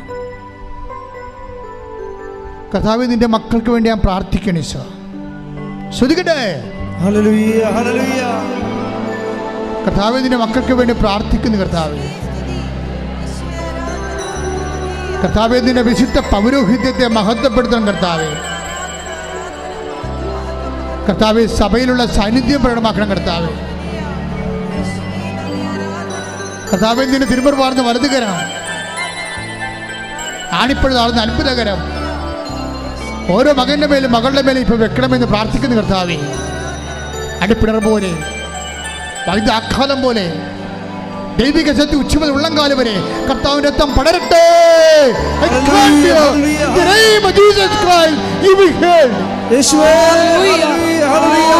പ്രിയപ്പെട്ടവരെ, ഒരു മകനെപ്പോലും മകളെപ്പോലും തന്നെ വിളിച്ചപേക്ഷിക്കുന്ന, നാമം വിളിച്ചപേക്ഷിക്കുന്ന ഒരു മകനെപ്പോലും കർത്താവ് ഒഴിവാക്കത്തില്ല. നിങ്ങൾ ധൈര്യമായിട്ട് രോഗമുള്ള ഇടത്ത് കൈകൾ വെച്ചുകൊണ്ട് പ്രാർത്ഥിക്കട്ടെ. സ്തുതിക്കട്ടെ, സ്തുതിക്കട്ടെ, സ്തുതിക്കട്ടെ. കർത്താവിൻ്റെ ഉന്നതമായ നാമത്തില്, സഭയുടെ അധികാരത്തില്, കുരിശിൻ്റെ അടയാളത്തില്, ദൈവത്തിൻ്റെ ശക്തിയാൽ, ഈ അൾത്താറയിൽ നടന്ന 10,000-കണക്കിന് ആരാധന ശക്തിയാൽ മാരക രോഗങ്ങൾ, തീരാവേദികൾ, ജീവിത ദുരിതങ്ങൾ എൻ്റെ കർത്താവിൻ്റെ ഉന്നതമായ നാമത്തിൽ മാറിപ്പോകട്ടെ. കർത്താവേ, നിന്റെ ശക്തി ഒഴുക്കണമേ. കർത്താവേ, നിന്റെ രക്തം ഒഴുക്കണമേ. കർത്താവേ, കണ്ണീരോടെ പ്രാർത്ഥിക്കുന്ന കർത്താവേ, എല്ലാ പേശികളിലും, കോശങ്ങളിലും, അസ്ഥികളിലും, സന്ധികളിലും വാതരോഗങ്ങൾ, പിസ്തുല രോഗങ്ങൾ, പിസ്വ രോഗങ്ങൾ, ഹൃദയരോഗങ്ങൾ, കരരോഗങ്ങൾ, കിഡ്നി രോഗങ്ങൾ, തൈറോയ്ഡ് രോഗങ്ങൾ, ബ്രെയിൻ്റെ അസുഖങ്ങൾ യേശു ക്രിസ്തുവിൻ്റെ നാമത്തിൽ, മാരക രോഗങ്ങൾ, ത്വക്ക് രോഗങ്ങൾ യേശുവിൻ്റെ നാമത്തിൽ, യേശുവിൻ്റെ നാമത്തിൽ മാറിപ്പോകട്ടെ. ശ്രദ്ധിക്കട്ടെ. ഹല്ലേലൂയ, ഹല്ലേലൂയ, ഹല്ലേലൂയ, ഹല്ലേലൂയ. യേശുവേ, ഹല്ലേലൂയ, ഹല്ലേലൂയ, ഹല്ലേലൂയ, ഹല്ലേലൂയ. കാരുണ്യത്തിന് ആരാധനയും സ്തുതിയും സ്വർഗ്ഗത്തിലെ പരിശുദ്ധ കാരുണ്യത്തിന് ആരാധനയും സ്തുതിയും പുകഴ്ചയും ഉണ്ടായിരിക്കട്ടെ. പരമദിവ്യകാരുണ്യത്തിന് ആരാധനയും സ്തുതിയും പുകഴ്ചയും ഉണ്ടായിരിക്കട്ടെ. അടിപ്പിണറിൻ്റെ സൗഖ്യത്തിൻ്റെ സമയമാണിത്. ദൈവികമായ കൃപ നമ്മളിലെ ഓളം മുട്ടുന്ന സമയമാണിത്. കർത്താവ് ഒരു മനുഷ്യനെ പോലും കണ്ണീരോടെ വരും കൈയോടെ പറഞ്ഞു വിടത്തില്ല. അവർ കണ്ണുനീരോടെയാണ് വരണത്. ഞാനവരെ ആശ്വസിപ്പിച്ച് പറഞ്ഞേക്കുമെന്ന് പറഞ്ഞത് ദൈവത്തിൻ്റെ വചനമാണെങ്കിൽ ആകാശം മാറിയാലും ഭൂമി മാറിയാലും മാറാത്ത വചനം ഇപ്പോൾ നിന്നെ ആശ്വസിപ്പിക്കുന്ന സമയമാണ്. ശ്രദ്ധിക്കട്ടെ, കർത്താവിനെ തന്നെ നോക്കിക്കൊണ്ട് പ്രാർത്ഥിക്കാം. ഇപ്പോൾ നമ്മൾ പ്രാർത്ഥിക്കാൻ പോകുന്ന വിഷയങ്ങൾ: വിവാഹം ഒത്തുവരാത്ത മക്കൾ, കൈകൾ കുപ്പി കണ്ണുകൾ തുറന്ന് കർത്താവിനെ നോക്കിക്കൊണ്ട് മനസ്സിൽ പ്രാർത്ഥിച്ചുകൊണ്ടിരിക്കുക. ഇപ്പോൾ നമ്മൾ പ്രാർത്ഥിക്കാൻ പോകുന്ന വിഷയങ്ങൾ: വിവാഹം ഒത്തുവരാത്ത മക്കൾ, കുഞ്ഞുങ്ങളില്ലാത്ത ദമ്പതികൾ, പരസ്പരം വിഘടിച്ച് വഴക്കിട്ട് അകന്നുപോയി കോടതി കേസാകാൻ പോകുന്ന ദമ്പതികൾ, ജോലിയില്ലാത്തവർ, വീടില്ലാത്തവർ, വീട് സ്ഥലവുമില്ലാത്തവർ, മക്കൾ വിദേശങ്ങളിൽ പഠിക്കാൻ പോയിട്ട് അവർക്ക് അവിടെ പരീക്ഷ എഴുതാൻ പറ്റാതെ നിൽക്കുന്നവർ, അവർക്ക് ജോലി കിട്ടാത്തവർ, PR കിട്ടാത്തവർ, അവർക്ക് വാടക വീട് പോലും കിട്ടാതെ അലയുകയും ഇപ്പോഴും ഇവിടുന്ന് പൈസ അയച്ചു കൊടുത്തുകൊണ്ടിരിക്കുന്നവർ, നാട്ടിൽ ജോലിയില്ലാതെ വിഷമിക്കുന്നവർ, വളരെ സാമ്പത്തികമായ തകർച്ചകളിലൂടെ കടന്നു പോകുന്നവർ, സ്ഥലം വിൽക്കാനുള്ളവർ, വിൽക്കാൻ പറ്റാത്തവർ, രക്ഷപ്പെടാനോ വീട് സ്ഥലവും പോലും ഇല്ലാത്തവർ, എല്ലാം കൊണ്ടും തരിപ്പണമായി ഞെരിഞ്ഞമരുന്നവർ, അമ്മ മാതാവേ, ജീവനോടെ പ്രത്യക്ഷപ്പെട്ട ഉടമ്പടി നൽകിയ അമ്മ പരിശുദ്ധമ്മ ദേവമാതാവേ, ഈശോയുടെ ജീവനോടെ പ്രത്യക്ഷപ്പെട്ടുകൊണ്ടിരിക്കുന്ന ഈ നിമിഷങ്ങളിൽ ഞങ്ങളുടെ മക്കൾക്ക് വേണ്ടി കണ്ണീരോടെ പ്രാർത്ഥിക്കുന്ന എന്തെല്ലാം വിധത്തിൽ ആരെല്ലാം ഏതെല്ലാം വേദന അനുഭവിക്കുന്നു, സഹായിക്കാൻ ഒരു മനുഷ്യൻ പോലും ഇല്ലാത്ത അവസ്ഥകൾ ദൈവത്തിൻ്റെ കരുണ, അമ്മയുടെ പ്രത്യേക കാരുണ്യമാധ്യത്തോടെ യേശു നാമത്തിൽ നിന്നെ വിടുതൽ പ്രാപിക്കുകയും സൗഖ്യപ്പെടുകയും ചെയ്യട്ടെ.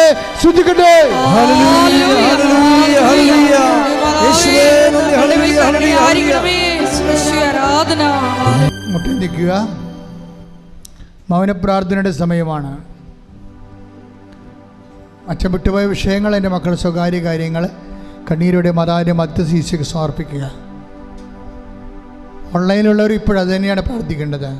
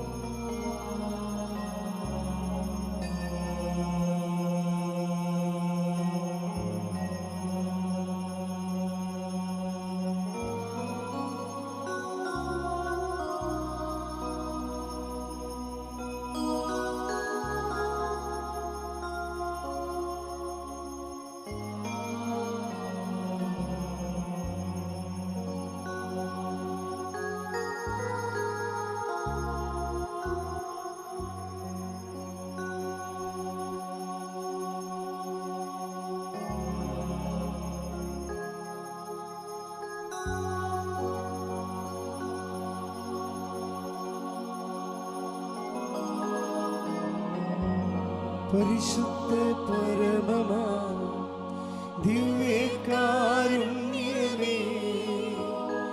ഇന്നുമെന്നും അങ്ങേക്കാരാധന. പരിശുദ്ധ പരമമാ ദിവ്യകാരുണ്യമേ, ഇന്നുമെന്നും അങ്ങേക്കാരാധന. പരിശുദ്ധ പരമമാ ദിവ്യകാരുണ്യമേ, ഇന്നുമെന്നും അങ്ങേക്കാരാധന.